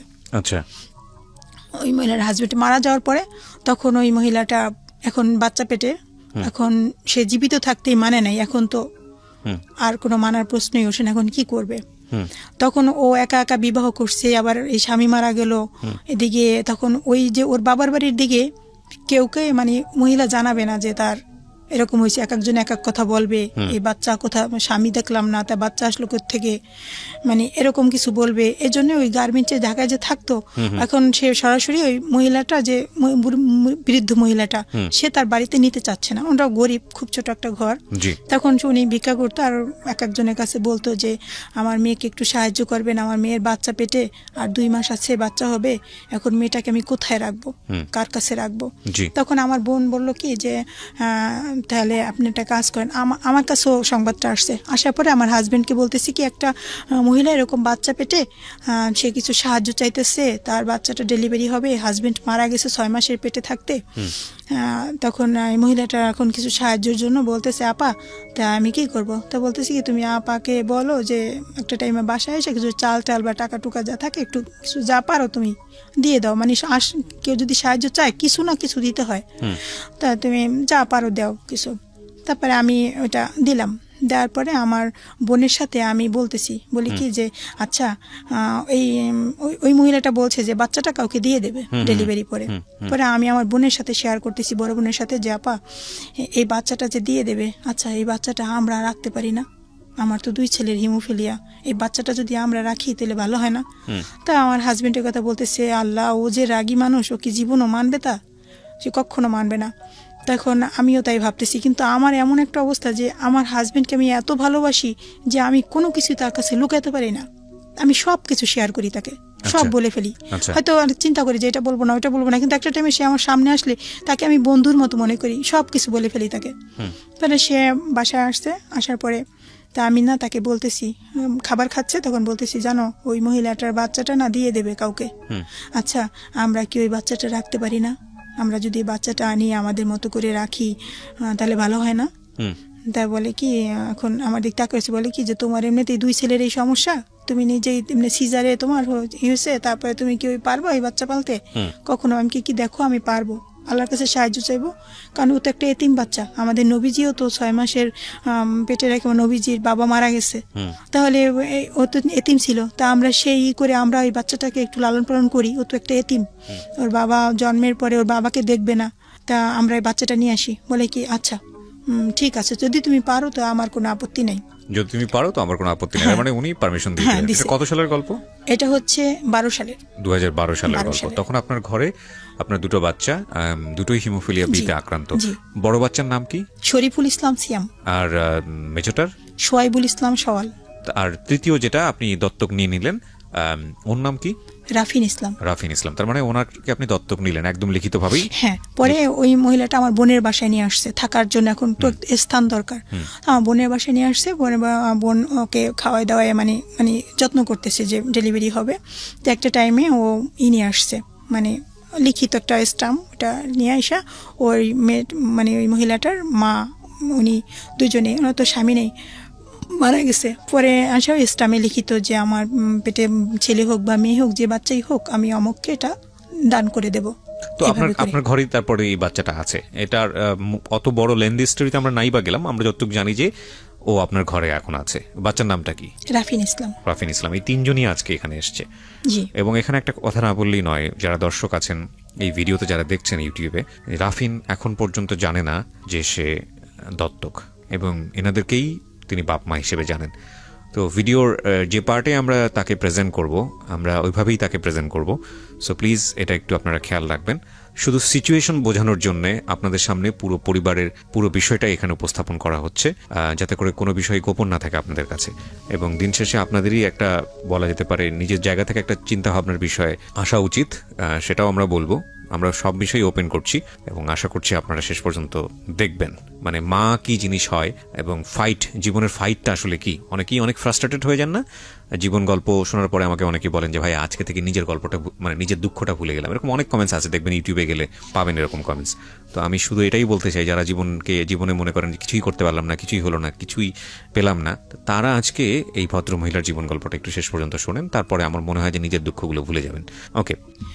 রাফিনের সেটা তখন ওর হসপিটালে ডেলিভারি হলো, আমার বোন হসপিটালে নিয়ে গেল, নেওয়ার পর তারপরে আমি যে স্টামে লিখিত করলাম মানে ডেলিভারির আগে 5 দিন আগে, তখন আমি বললাম যে দেখেন এই যে তো আপনার বাচ্চাটাকে দান করে দিচ্ছেন, এই বাচ্চাটা আমি আপনার পিছনে খরচ হয়েছে, কিছু টাকা পয়সা, আবার ডাক্তার দেখানো হয়েছে, এগুলি থাক, কোনো সমস্যা নাই, এগুলো আপনার বাচ্চা যেহেতু আপনি নিয়ে যান, আপনি নিয়ে আপনিই রাখেন, আমার যে খরচটা হয়েছে এই জন্য আপনি কোনো কিছু দিলেন যে খরচ করছে এখন আমি দেবো না, এরকম কিছু, আপনার বাচ্চা যেহেতু আপনি নিয়ে যান, ডেলিভারি পেয়ে আমার কোনো আপত্তি নেই, আপনি আমি এখনও স্টাম্প ছিঁড়ে ফেলাই দিই, আমি স্টাম্প রাখবো না। তখন সেই মহিলা বলতেছে কি না আপা দেখেন আমার তো শ্বশুরবাড়ির দিক দিয়ে আমাকে জীবনও মানবে না, আর ওর বাবার কবরটা একদম নদীর পাড়ে, এতদিনে হয়তো ভেঙেও গেছে, আর বাবার কবরটাও হয়তো নদীতে ভেসে গেছে, আর আমি আমার বাবার বাড়িতে যেই বাচ্চা নিয়ে যাব সেখানেও আমি মুখ দেখাতে পারবো না, বলবে যে এই বাচ্চার বাবা কোথায়, মারা গেছে, এটা কেউ বিশ্বাস করবে না। আর আমি এখন একটা কাজ করব যে আমার আর একটা মেয়ে আছে, চাকরি করব, সেই চাকরি তো আমি করতে পারবো না, এই ছোট বাচ্চা নিয়ে আমি বাচ্চাটা কি করব, আমার যদি ভাগ্যেই থাকতো ওর বাবা বেঁচে থাকতো। মহিলাটা খুব কান্না করলো, আমার হাত ধরে বলতেছে যে আপনি পর্দা করেন, আপনি নামাজ রোজা করেন, আমার বিশ্বাস এই বাচ্চাটা আপনার কাছে ভালো থাকবে, আপনি যদি বাচ্চাটা রাখেন তো এই জন্য আপনার ওই বাচ্চারাও ভালো থাকবে, আমি দোয়া করে দেব, আপনি আমার পরকালে পাবো, আমার ইহকালে দরকার নেই, আপনি এই বাচ্চাটা রাখেন। খুব কান্না করলো মহিলা। পরে আমি জড়াই ধরে আমিও বললাম যে ঠিক আছে, আপনার বাচ্চাটা আপনি আমাকে বিশ্বাস করে যেভাবে দিয়েছেন ওকে আমি মায়ের স্নেহ দিয়েই আমি বড় করব, আমার পরিচয় বড় করব, এটাই আমার বাচ্চা, আমার ওই বাচ্চা যেরকম আমি দেখবো এদের আলাদা নজরে আমি জীবনে দেখবো না, এটাই আপনার সাথে আমার ওয়াদা। আমরা এই জায়গাটা ক্লিয়ার হলাম, আমরা দোয়া করি আপনার জন্য যেন সেটাই থাকে। আপনারা গল্পের ক্লাইম্যাক্সের জায়গাগুলো খেয়াল করবেন প্লিজ। দুটো বাচ্চাই হিমোফিলিয়া বিতে আক্রান্ত এবং as per medical science hemophilia A আর বির মধ্যে পার্থক্য কি? এ হচ্ছে ফ্যাক্টর 8 আর বি হচ্ছে ফ্যাক্টর 9। একই ধরনের ব্যাপার না? একই ধরনের ব্যাপার, একই ধরনের ব্যাপার, কিন্তু এটা হচ্ছে ফ্যাক্টর 8 আর ফ্যাক্টর 9, যেমন এটা বিভিন্ন ফ্যাক্টর নিয়ে ব্লাডটা তৈরি, এটা হচ্ছে ফ্যাক্টর 8 এর ঘাটতিতেও হিমোফিলিয়া এ হয়, আর ফ্যাক্টর 9 এ হচ্ছে হিমোফিলিয়া বি হয়, বাট টাইপটা একই রকম।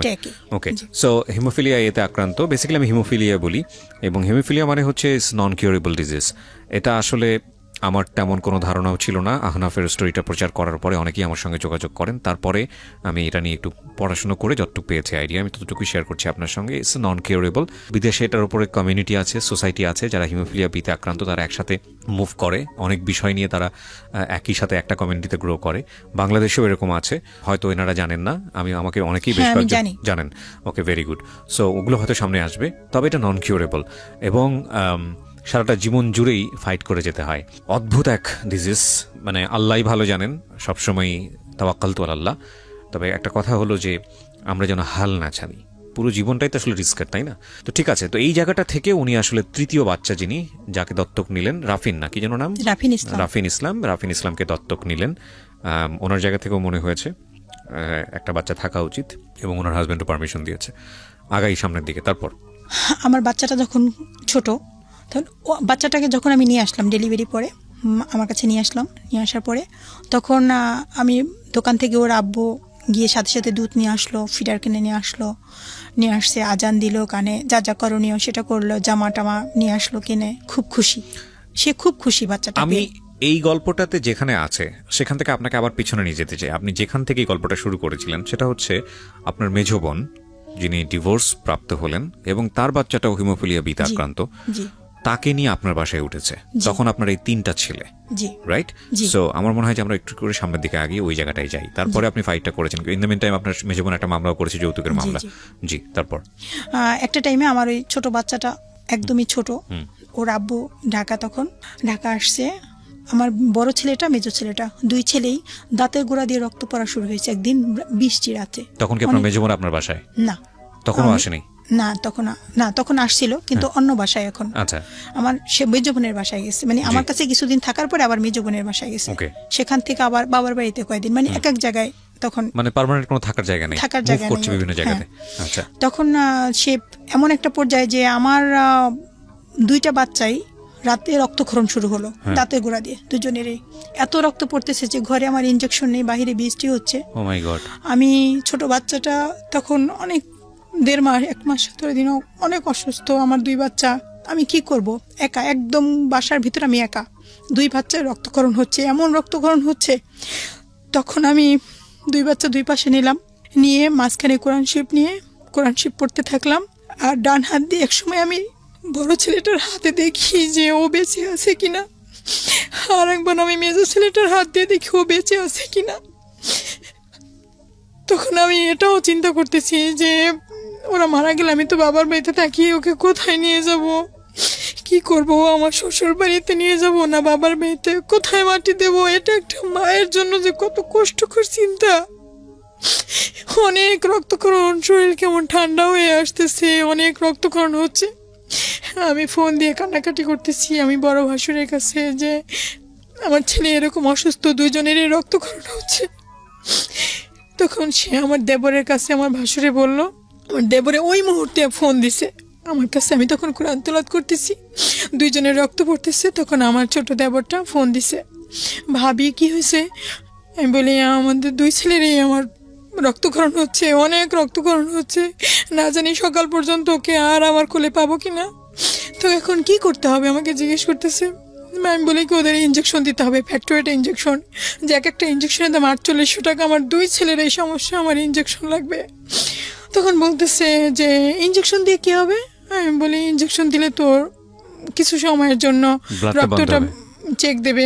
বলতেছে ইঞ্জেকশন দিয়ে দরকার নাকি, মানে খুবই করে বলতেছে ইঞ্জেকশন দেওয়ার দরকার নাকি, ইঞ্জেকশন দিয়ে থামাবেন 2 দিন পর তো আবারও রক্ত পড়বে, কি দরকার আছে ইঞ্জেকশন দেওয়ার, এই বলে সে ফোনটা রেখে দিছে। তখন আমি অনেক কান্না করলাম যে এটা কি কোনো মাকে বলা তার ঠিক হয়েছে, মানে চতুর্দিকে সমস্যা, আমি কি করব আমি ভাবতেই পারতেছিলাম না। এভাবে কোরআন তেলাওয়াত সারাটা রাত আমি বসে বসে কাটালাম, আর ওভাবে রক্ত পড়তেছে।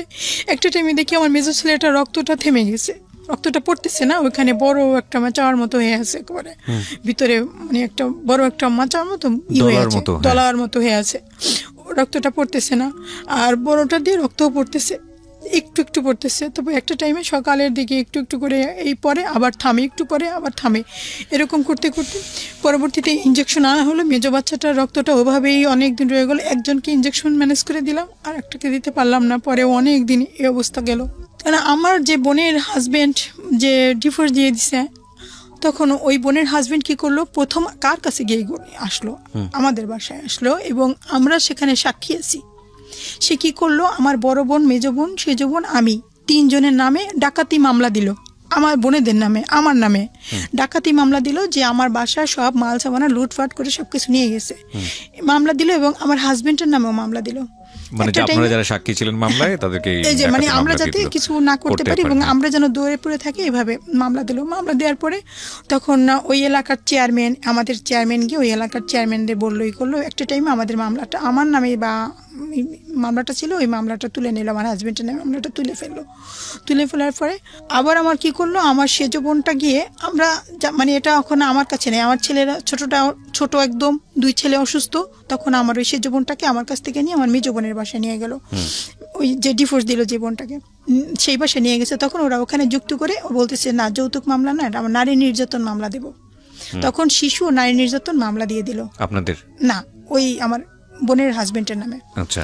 শিশু ও নারী নির্যাতন মামলা দিয়ে ওকে অ্যারেস্ট করালো। আচ্ছা। অ্যারেস্ট করার পরে তারপর লোকজন সবাই ধরলো যে তোমাদের নামে কোনো মামলা দিবে না, ঠিক মতো খরচ টরচ দিবে, ই করবে, তুমি মামলা তারে ছাড়াই আনো, তুমি ই করো। তো 17 দিন 18 দিন ছিল আর কি জেলখানায়। তখন আমার বোনে গিয়ে আবার সেই নিজে আবার মুক্ত করে নিয়ে আসছে, কিন্তু মামলাটা আর তোলে নাই, তাকে মুক্ত করে নিয়ে আসছে, ছাড়াই নিয়ে আসছে। তখন মামলাটা আর তোলে নাই। সে করছে কি, ওখান থেকে বের হয়েই সে ঢাকায় এসে অন্য একজনকে বাদী বানায়, তখন আমার হাজবেন্ডের নামে ছিনতাই মামলা দিয়ে দিল।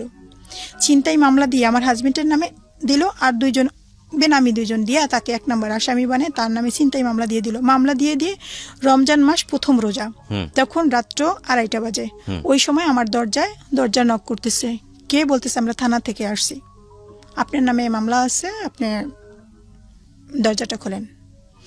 তখন মানে চতুর্দিকে পুলিশ, আমার বাসার চারপাশে পুলিশ চলে আসছে।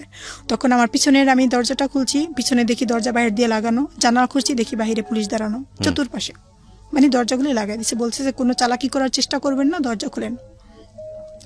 আমি সাথে সাথে বোরকা পরলাম।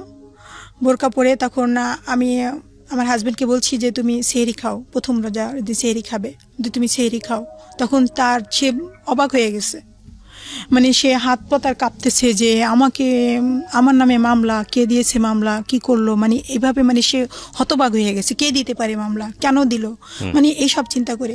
তখন সে মামলা দিয়ে, তখন সে যখন আমার হাজবেন্ডকে ধরতে ভিতরে দরজাটা খুলতে বাধ্য হলাম, দরজাটা যখন খুললাম তখন তাকে অ্যারেস্ট করা হলো। করার পরে আমি অনেক তার পুলিশের পা ধরে কান্নাকাটি করলাম যে দেখেন আমার হাজবেন্ড এরকম না, আমার হাজবেন্ড অনেক ভালো মানুষ, আমার দেখেন ঘরে 2টা ছেলে অসুস্থ, একটা ছেলে ছোট, আমার হাজবেন্ডকে ধরে নিয়ে গেলে তখন আমরা কিভাবে বাঁচবো, কেমন করব, কি করব, প্লিজ নেবেন না। বলে কি যে আপনি এটা থানায় বলবেন, এটা আমাদের ডিউটি, আমাদের চাকরি থাকবে না আমরা যদি এটা না নিয়ে যাই, যা বলার আপনারা আইনের কাছে বলেন, থানায় এসে বলেন। পরে ওখান থেকে নিয়ে গেলো, আমি নাকের নাকফুলটাও খুলে ফেলছি, দেখেন আমার তো সেরকম টাকা পয়সা নেই, আমার নাকফুলটা নিয়ে যান, তাও আমার স্বামীকে নিয়েন না। অনেক কান্নাকাটি করার পরে সে আধা ঘন্টার উপরে চলে গেল। তারপর তারা নিয়ে গেল, নিয়ে যখন বাসার থেকে বের হয় তখন দেখে যে ওই আমার বোনের হাজবেন্ড হুন্ডা নিয়ে বাহিরে দাঁড়ানো, মানে সে নিজেই পুলিশ নিয়ে এসে আমার হাজবেন্ড অ্যারেস্ট করালো। সে নিজের চোখে দেখছে যে আমার বোনের হাজবেন্ড বাহিরে দাঁড়ানো আছে আরো লোক নিয়ে। তাকে নিয়ে গেল, নেওয়া যাওয়ার পর তারপরে তার 7 দিন ছিল জেলে। হ্যাঁ 7 দিন জেলে ছিল। তখন আমি তো দিন রাত শুধু কান্নাকাটি করতেছি যে এবারে আমাকেও ডিভোর্স দিয়ে দেবে সে এসে। এক হিমোফিলিয়া অসুখকে কেন্দ্র করে ফ্যামিলির মধ্যে কি চলছে আপনারা একটু চিন্তা করে দেখেন। ওনার মেজো বোনের যদি এই হিমোফিলিয়া বিটা না থাকতো ওনার বাচ্চার, তাহলে হয়তো ডিভোর্সটা হতো না। এবং এনার যে 2 বাচ্চাটা, সেই হিমোফিলিয়া যদি না থাকতো তাহলে হয়তো ওনার বাবাকে, মানে ওনার হাজব্যান্ড, মানে যিনি এখানে এসেছেন শারমিন, তার হাজব্যান্ডকে হয়তো এরকম বিপদে না পড়তে হতো না। মানে এই একটা অসুখকে কেন্দ্র করে এই পুরো ফ্যামিলিতে কি ভয়ঙ্কর রকমের ঘটনাগুলো ঘটে যাচ্ছে। ওকে, তারপর যখন তাকে 7 দিন পরে তখন তার যখন হয়ে আসলো, সে ওখানে তখন আমাদের ভুরঘাট, মানে আমাদের ওই এলাকায় একটা ক্লিনিক ছিল, ওখানে চাকরি নিল। ঢাকার থেকে গিয়ে ওই হোটেলে তখন বন্ধ হয়ে গেল, ওখানে গিয়ে একটা চাকরি নিয়েছে। তো চাকরি নেওয়ার পরে তখন ওখানে প্রতিদিনে তার হাজিরা খাতায় তার স্বাক্ষর আছে।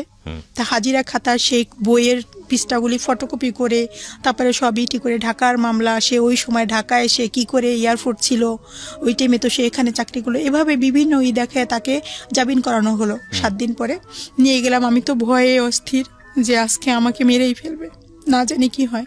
তো ওই দিন আমাকে কিছুই সে বলে নাই, ধীরে ধীরে বলা শুরু করলো। মানে আর নিতে পারতেছিল না বেসিক্যালি উনি, যে এত চাপ কেন আসবে মানসিকভাবে, মানে তোমার একটা হচ্ছে সন্তানের জন্য হচ্ছে, আর একটা তোমার বোনের জন্য হচ্ছে।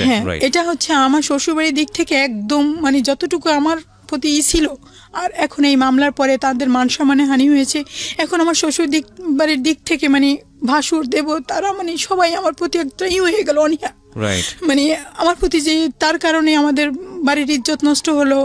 তারপরে এই ছেলে অসুস্থ, জীবনও এই রোগ ভালো হবে না, তারপরে আবার জেল খাটলো, মানে এইসব খেলে তোকে কেন মামলা দিবে, তোকে কেন জেল খাটাবে, তুই কি করেছিস, তুই ওই ফ্যামিলিতে তুই কেন এখনো আছিস, এরকম করে তার সবাই বলা শুরু করলো।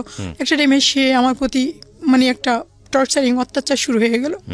তখন ওই টাইমে আমার বড় ছেলেটা ক্লাস 4-এ, ও স্কুলে গেছে, স্কুলে থেকে ছুটির পরে যখন বের হচ্ছে তখন ও পড়ে গেছে, পড়ে গিয়ে ওর হাঁটুতে ব্যথা পেল, প্রচন্ড রকমের ব্যথা পেল, হাঁটুটা ফুলে এত মোটা হয়ে গেছে যে খাটের উপরে কেউ উঠলে ও কান্না করতো, এত মোটা হয়ে গেছে যে চিকিৎসার ওই নাই। আর ওই বাচ্চাকে দুধ কিনে খাওয়াতে হয়, সেই খরচ, আমাদের খরচ, এত টাকা কোথা থেকে আসবে, তখন ওর চিকিৎসা আর করাতে পারলাম না। তখন ও ক্লাস 4-এ একটা বছর পুরা পরীক্ষার সময় ও ভ্যানের উপর শোয়াই নিয়ে পরীক্ষা দেওয়া, একটা বেঞ্চের উপর এক বেঞ্চের উপর পা টান করে রাখতো, আর এইভাবে করে কোনো মতে একটু লিখে পরীক্ষা দিয়ে আসতো। ক্লাস 4 পরীক্ষা দিল, 5-এ সমাপনী পরীক্ষা, অনেক কষ্ট করে ওকে পরীক্ষা দেওয়ালাম। সমাপনী পরীক্ষা দেওয়ার পরে ঢাকা হিমোফিলিয়া সোসাইটিতে ওখানে আমি ফোন দিলাম, নম্বর সঙ্গে ফোন দেওয়ার পরে ওখানে হিমোফিলিয়া সোসাইটির আগেই আমি, এটা একটু বাদ হয়ে গেছে, হিমোফিলিয়া সোসাইটির সংবাদ দিয়ে ওখানে হিমোফিলিয়া সোসাইটির ওদের সদস্য করলাম আমি। ওখান থেকে আমি জানলাম কিভাবে এই রোগের কি করতে হয়, বরফ দিতে হয়, তারপরে ইনজেকশন দিতে হয়, এটা আমি মানে মোটামুটিভাবে একটু নিতাম। কিন্তু এখন যেটা জানি এতটা জানতাম না তখন, এতটা এরাও ততটা প্রচারে আসে নাই, আবার এখন বর্তমানে তারা যতটা ই করতে পারছে। পরবর্তীতে আমি ফোন দিয়ে তখন বলে যে আপনি ঢাকায় আসেন, ওকে ফিজিওথেরাপি দিতে হবে। ঢাকায় এসে ফিজিওথেরাপি দেন। তখন আমি বলছি যে ঢাকায় আসবো, আমার কাছে তো টাকা নেই, আমি এই বাচ্চাদের নিয়ে কী করে আমি ঢাকায় আসবো। তা বলতেছে যে আপনি ঢাকায় আসেন, দেখি আমরা কি করতে পারি। পরে ঢাকায় এসে ফিরোজাবাড়ি প্রতিবন্ধী হসপিটাল, ওখানে ফিজিওথেরাপি দিলাম, ডলি ম্যাডাম উনি আর কি ফিজিওথেরাপি, ওখানে দীর্ঘ প্রথমবারে 23 দিন ছিলাম ভর্তি। তারপরে একটা টাইমে আবার বাড়িতে গেলাম, গিয়ে আবার আসলাম, আবার মানে আরও দিতে হবে। তখন ওই বাচ্চাটার ছোট, আমার ছোট বাচ্চাটা একদম ছোট, তখন ওকে রেখে আসছি। তখন ওর বাবা, তারপরে আমার মা, এর ভিতরে মানে ওকে দেখাশোনা করলো, আর আমি ওই বড় বাচ্চাটা নিয়ে হসপিটালে ভর্তি। তারপর এখন হসপিটালের অন্যান্য যখন হিমোফিলিয়া রোগী আরও আছে, আবার অন্যান্য রোগীরাও আছে, প্রতিবন্ধী বাচ্চাদের মায়েরা আছে, তখন বলতেছে দেখেন আপনার তো 2 বাচ্চার এই সমস্যা, আপনি গ্রামে গেলে এই ছেলেটা আবার পঙ্গু হয়ে যাবে। এখন তো হুইল চেয়ার নিয়ে, তারপরে একটু হুইল চেয়ার নিয়ে করতো, তো বলছে যে হসপিটালে হুইল চেয়ার নিয়ে টয়লেটে যেত, আমি ওখান থেকে ধরে নিয়ে আবার গোসল করাতাম, আবার ব্লাড দেওয়া লাগতো, ওভারব্রিজ কোলে করে ওভারব্রিজ পার করে নিয়ে এই হসপিটালে নিতাম, ওইখানে থেরাপি দিতাম, ওইখানে ব্লাড দিতাম, এভাবে দৌড়াদৌড়ি করলাম। সবাই বলে দিছে যে কোন জায়গায় কীভাবে করতে হবে, যেতে হবে সেভাবে। পরবর্তীতে আমার হাজব্যান্ড তো গ্রামে, আমি একা ঢাকা এটা করতেছি হসপিটালে থেকে, কারণ আমার ছোট 2 বাচ্চা বাড়িতে, তখন ওর আব্বু বাড়িতে। সবাই বলতেছে যে আপনি যেহেতু 2 ছেলের এই সমস্যা, আপনি ঢাকায় থেকে যান, গ্রামে ব্লাড ব্যাংক নাই, এই চিকিৎসা নাই, তো আবার পঙ্গু হয়ে যাবে। তখন আপনি ওরা পঙ্গু হলে ঘরে এসে যখন আপনার হাজব্যান্ড দেখবে যে একজন পঙ্গু হয়ে আছে, তখন আপনার হাজব্যান্ড আর থাকবে না, আপনাকে ছেড়ে চলে যাবে, এখন যাও তাও আছে। তা এভাবে করে আমাকে বললো। তা চিন্তা করলাম যে ঘটনা তো ঠিকই, আমি যদি গ্রামে যাই তো আমার ছেলের তো চিকিৎসা হবে না, ওরা আবার সেই পঙ্গু হয়ে যাবে, আবার হাঁটতে পারবে না, তাহলে আমি ঢাকায় থাকবো। তখন ওখানে আমি কোথায় থাকবো, কি করবো? একজনে বললো যে মিরপুরে কম টাকায় ভাড়ায় থাকা যায়, ভাড়া একটু কম, আপনি ওখানে আসেন। কত সালের গল্প এটা? এটা হচ্ছে 13 সাল, 2013 সাল। হ্যাঁ জি, 13 সালে তখন আমি ঢাকায় ওকে ক্লাস 6-এ ভর্তি করলাম। আচ্ছা, বড় ছেলেকে। একে তো হচ্ছে যে ট্রিটমেন্ট করার মতো পয়সা নাই, 2 হচ্ছে হলো যে এই মামলা কেন্দ্রিক ঝামেলা, 3 হচ্ছে হলো 2টো বাচ্চা নিয়ে ফাইট করা এবং ঢাকায় শিফট হয়ে যাওয়া। হ্যাঁ। আপনার হাজবেন্ড তখন হচ্ছে কোন জেলাতে কাজ করছে? গ্রামে। হ্যাঁ, মানে আপনার হাজবেন্ড থাকবে গ্রামে, আপনি শুধু বাচ্চাদের জন্য চলে আসলেন ঢাকা শহরে। হ্যাঁ, ঢাকায়। তখন একটা বাসায়, একটা টিন শেড বাসা, ওই বাসায় তখন ওই বাচ্চাদের নিয়ে ওর আব্বু প্রথমে কিছু জিনিসপত্র সব পাঠাই দিল গাড়িতে। ওই গাড়িটা, ওই মালামালগুলি আমি গিয়ে আবার রিসিভ করে নিয়ে আসলাম। আনার পরে তারপরে সেই একটা টাইমে আমার ওই বাচ্চাদের নিয়ে সেও আসলো। আসার পরে বাচ্চাদের রেখে তারপরে সে বললো যে তুমি কষ্ট করো, থাকো, আমি টাকা পাঠিয়ে দেবো, আর দেখি আমি ঢাকা যদি কোনো চাকরির ব্যবস্থা করতে পারি তো আমি ঢাকায় চলে আসবো। এই কথা বলছে। তখন আমি ওই 3 বাচ্চা নিয়ে ঢাকায় থাকি। ঢাকায় থাকার পরে এখন আমার এখানে বাসা ভাড়া দিতে হয়, তখন 6000 টাকা, ওর আব্বু ওখানে 6000 টাকা বেতন পায়। তা বাসা ভাড়া দিতে হয়, খাবার দাবার কি করব। ছোট বাচ্চাটা তখন একটু আবার হাঁটতেছে, ছোট ছেলেটা, ওর বয়স এখন একটু হয়েছে, হাঁটতেছে, কথা বলতেছে। তো এই অবস্থা তখন আমার ওই 2 বাচ্চাকে আমি ওখানে একটা স্কুল আছে কাছে, ওই প্রাইভেট, মানে এটাই, ওখানে আমি টিচারের সাথে, হেড প্রিন্সিপাল স্যার, তার সাথে যোগাযোগ করলাম। সে আবার ওকে ফ্রি ভর্তি করে দিল, আমার মেজর ছেলেটাকে। আর বড় ছেলেটা ওকে 4-এ ভর্তি করলাম, মেজর ছেলেটাকে। আর বড় ছেলেটাকে ক্লাস 6-এ ভর্তি করলাম। সে হচ্ছে ওখানে টিচারদের বলছি, কিন্তু কোনো কাজ হয় নাই। ওই 500-600 এমন করে টাকা দিতাম, মানে ভর্তির টাকাটা। প্রথম তো পুরোটা ম্যানেজ করতে পারিনি। তখন আমি আমার সেলাই মেশিনটা, আমার হাজব্যান্ডকে বললাম আমার সেলাই মেশিনটা ঢাকায় দাও, দেখি আমি কি করতে পারি। এখন আমি তো কোথাও চাকরিও তো করতে পারবো না এই অবস্থা। তখন সেলাই মেশিনটা সে ঢাকায় নিয়ে আসার পরে তখন আমি ঢাকায় স্কুলে গিয়ে, মাদ্রাসায় গিয়ে, তখন অভিভাবকদের এভাবে করে বলি, তারা আমাকে আশেপাশে যারা আছে, পাশের বাসা, এভাবে সবাইকে গিয়ে আমি বলি। তারপরে তারা আমাকে কিছু সেলাইয়ের কাজ দেয়। তা আমি ওগুলি সেলাই করে কিছু ভাবে এভাবে করতে একটু করে আগালাম। পরে একটা টাইমে তখন 13 মাস পার হয়ে গেল।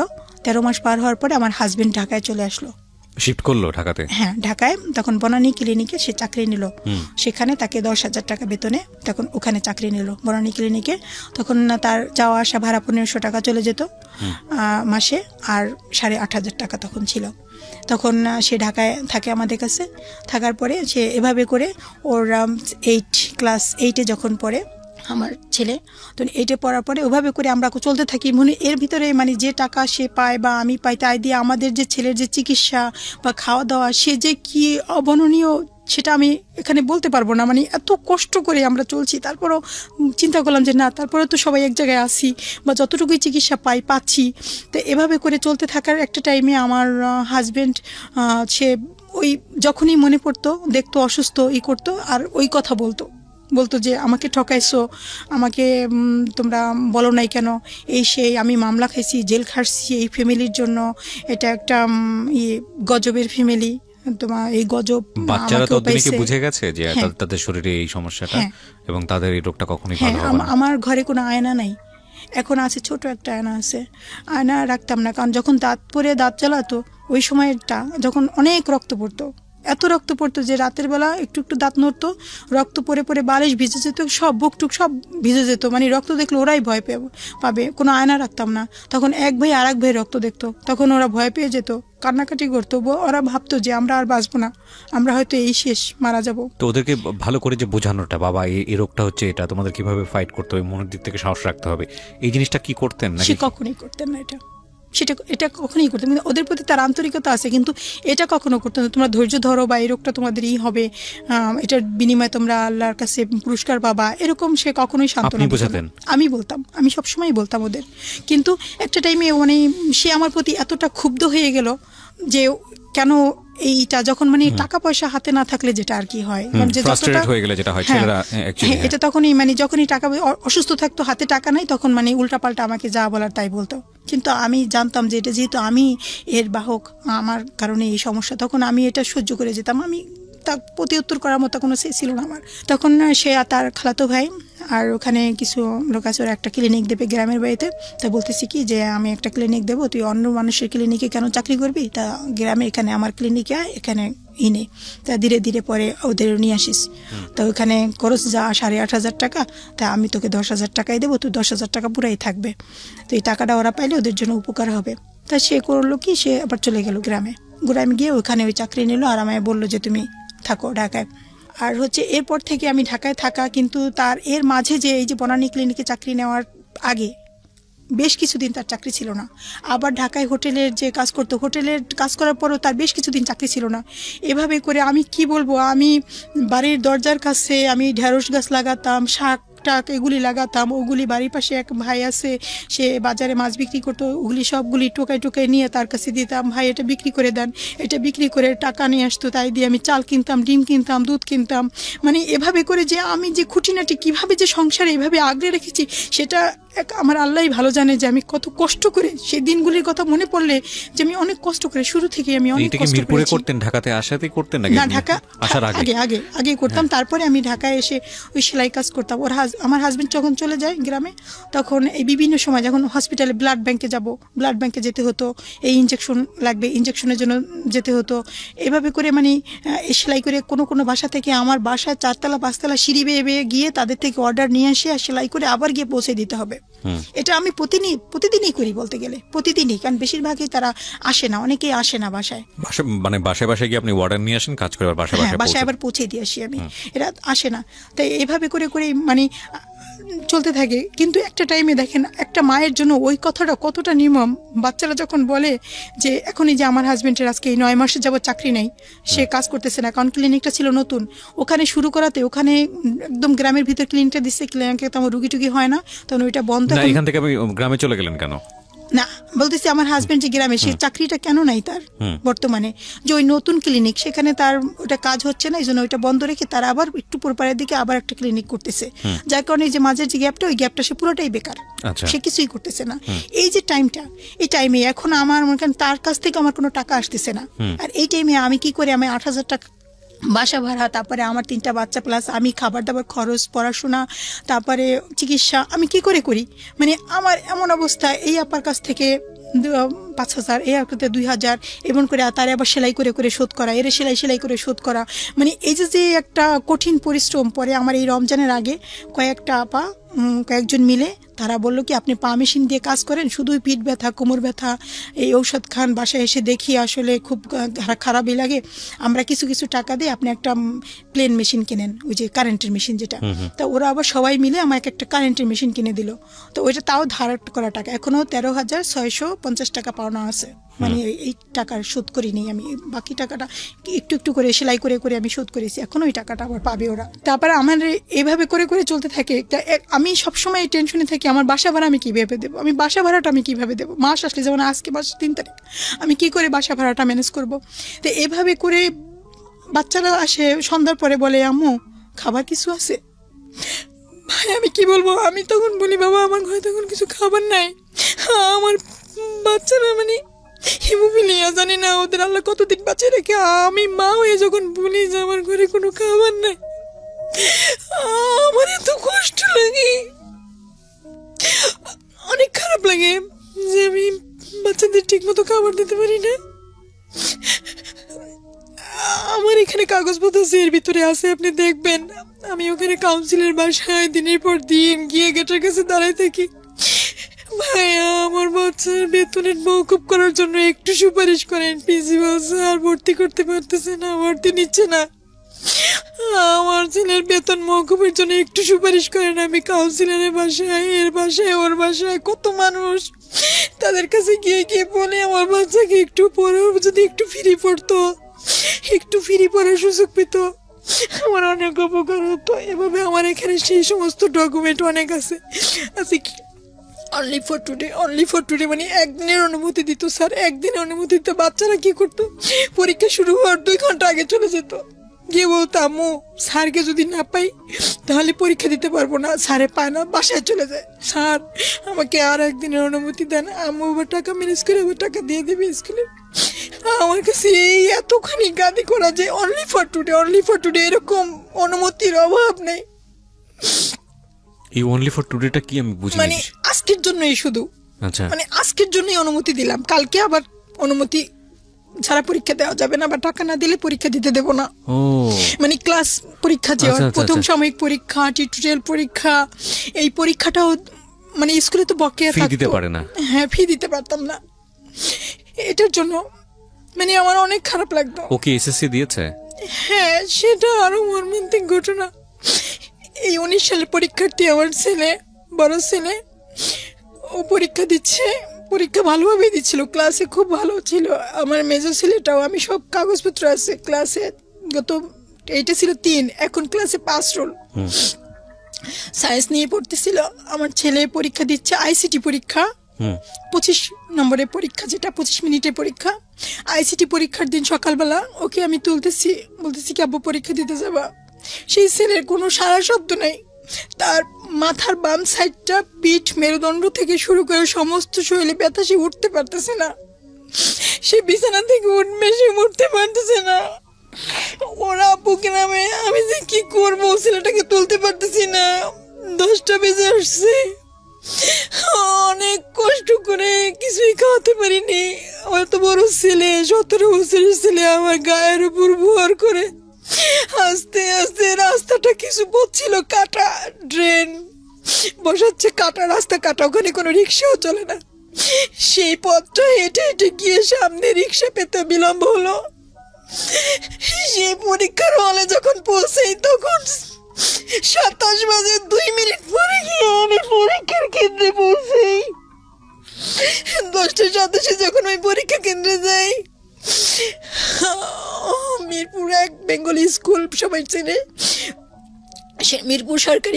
মিরপুর উচ্চ বিদ্যালয়, সরকারি উচ্চ বিদ্যালয় স্কুলটার নাম। ওখানে ম্যাডামের কাছে গেলাম, ম্যাডাম আমার ছেলে, আপনি তো জানেন আমি ঢাকা শিক্ষা বোর্ড থেকে ওর জন্য 30 মিনিটের এক্সট্রা সময় নিয়ে আসছিলাম, এই দেখেন আমার ছেলের সরকারিভাবে প্রতিবন্ধী কার্ড আছে, ও একটা প্রতিবন্ধী বাচ্চা, ওর হিমোফিলিয়া, ওর এই সমস্যার কারণে আমার আসতে বিলম্ব হয়েছে, ম্যাডাম ওকে একটু সুযোগ দেন, ওর যেহেতু 30 মিনিটের সময় আছে। বলেন না এটা রিটার্ন পরীক্ষার সময়, এটা নৈবেদিক পরীক্ষার সময় না।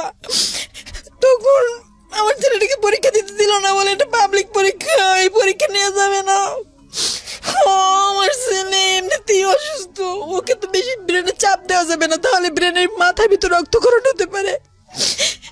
আমি ছেলেটা নিয়ে চিন্তায় পড়ে গেলাম, আর খুব পায়ে ধরি, ম্যাডাম আপনি পায়ে ধরি 10 মিনিট সময় দেন, ম্যাডাম 10 মিনিট সময় দেন, 10 মিনিট শুধু।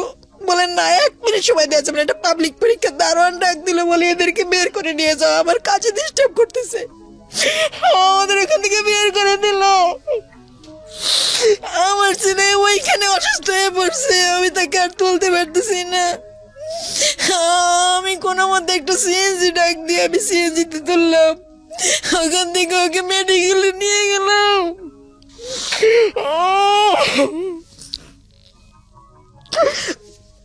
মেডিকেলে নিয়ে আমার কাছে টাকা ছিল না, একজনকে বললাম আমার নাম্বারটা বিকাশ করা আছে, প্লিজ কিছু টাকা দেন। আমি সিএনজি ভাড়া দিলাম, মেডিকেলে নিয়ে ওকে কোনো মতে একটু অসুস্থ করে ইঞ্জেকশন দিলাম, সেখান থেকে নিয়ে গেলাম ঢাকা শিক্ষা বোর্ডে গিয়ে আমি ঘটনাটা বললাম যে এই ঘটনা, আমার বাচ্চাটা পরীক্ষা দিতে পারলো না, আপনার তো 31 মিনিট সময় দিচ্ছেন, এই দেখেন সেই কাগজপত্র, ও তো একটা প্রতিবন্ধী বাচ্চা, ও পরীক্ষা দিতে না পারলে এই বাচ্চাটা আঘাত সহ্য করতে পারবে না, ওর ব্রেনে রক্তক্ষরণ, ওকে বাঁচবে না, ও মারা যাবে। আমি অসহায় মানুষ, আমি কিভাবে ওর বাঁচাবো, আমি কিভাবে ম্যানেজ করবো? বলতেছে বলে কি যে ম্যাডাম পরীক্ষাটা না নিয়ে অনেক ভুল কাজ করছে, এটা কোনো সিদ্ধান্তই মনে হলো না, ভুল কাজ করছে, তারা আফসোস করলো, এটা কোনো সমাধানও আমি পেলাম না। ওখান থেকে চলে আসলাম, ওকে সান্ত্বনা দিলাম, ডাক্তার মেডিকেল থেকে ফোন দিছে, আপনি 24 ঘন্টা ওকে কেয়ারে রাখেন, চোখের সামনে রাখেন, ও মানসিকভাবে ভেঙে পড়তে পারে। শিক্ষা বোর্ড থেকে বললো কি যে আপনি বাচ্চারা নিয়ে যান বাসায়, বাকি পরীক্ষাগুলো দিক, বাকি পরীক্ষাগুলো ওকে দেওয়ান, আর এই পরীক্ষাটা পরে দিয়ে নিবে, আপনি এই পরীক্ষা দিতে থাক। পরে বাকি পরীক্ষাগুলো ও দিল। একটা পরীক্ষা কেমিস্ট্রি পরীক্ষাটা ও টোটাল পরীক্ষাটা দাঁড়ায় দিছে, বসতে পারেনি, বসলে ওর ব্যথা শুরু হয়ে যায়, বসতে পারে না, শুধু দাঁড়ায়, একটা টাইম দাঁড়ায় পরীক্ষা দিছে। আজকে আমার ছেলে নিয়ে আসছি, আপনি দেখবেন ওর হাতের এই শাহাদাত আঙ্গুলটা, আজকে 21 দিন যাবত ওই আঙ্গুলটা এরকম, ও হাত দিয়ে খাবার খেতে পারে না, অনেক কষ্ট হয়, ওই হাত সর্বক্ষণ উঁচা করে রাখতো, প্রথম যে কিছুদিন ও উঁচা করে রাখতো, নিচু করলেই ব্যথা হতো, প্রচণ্ড ব্যথা। ওই পরীক্ষার সময় ওরকম আঙ্গুলে ব্যথা, একটু বেশি লিখবে আঙ্গুলটা ফুলে যাবে, হাতের এখানটা ফুলে যাবে, হাতের এই কোণই ফুলে যাবে, লিখতে পারে না, কষ্ট হয়, আস্তে আস্তে লেখে। এই জন্য এক্সট্রা সময় নিয়ে আসছিলাম 30 মিনিট।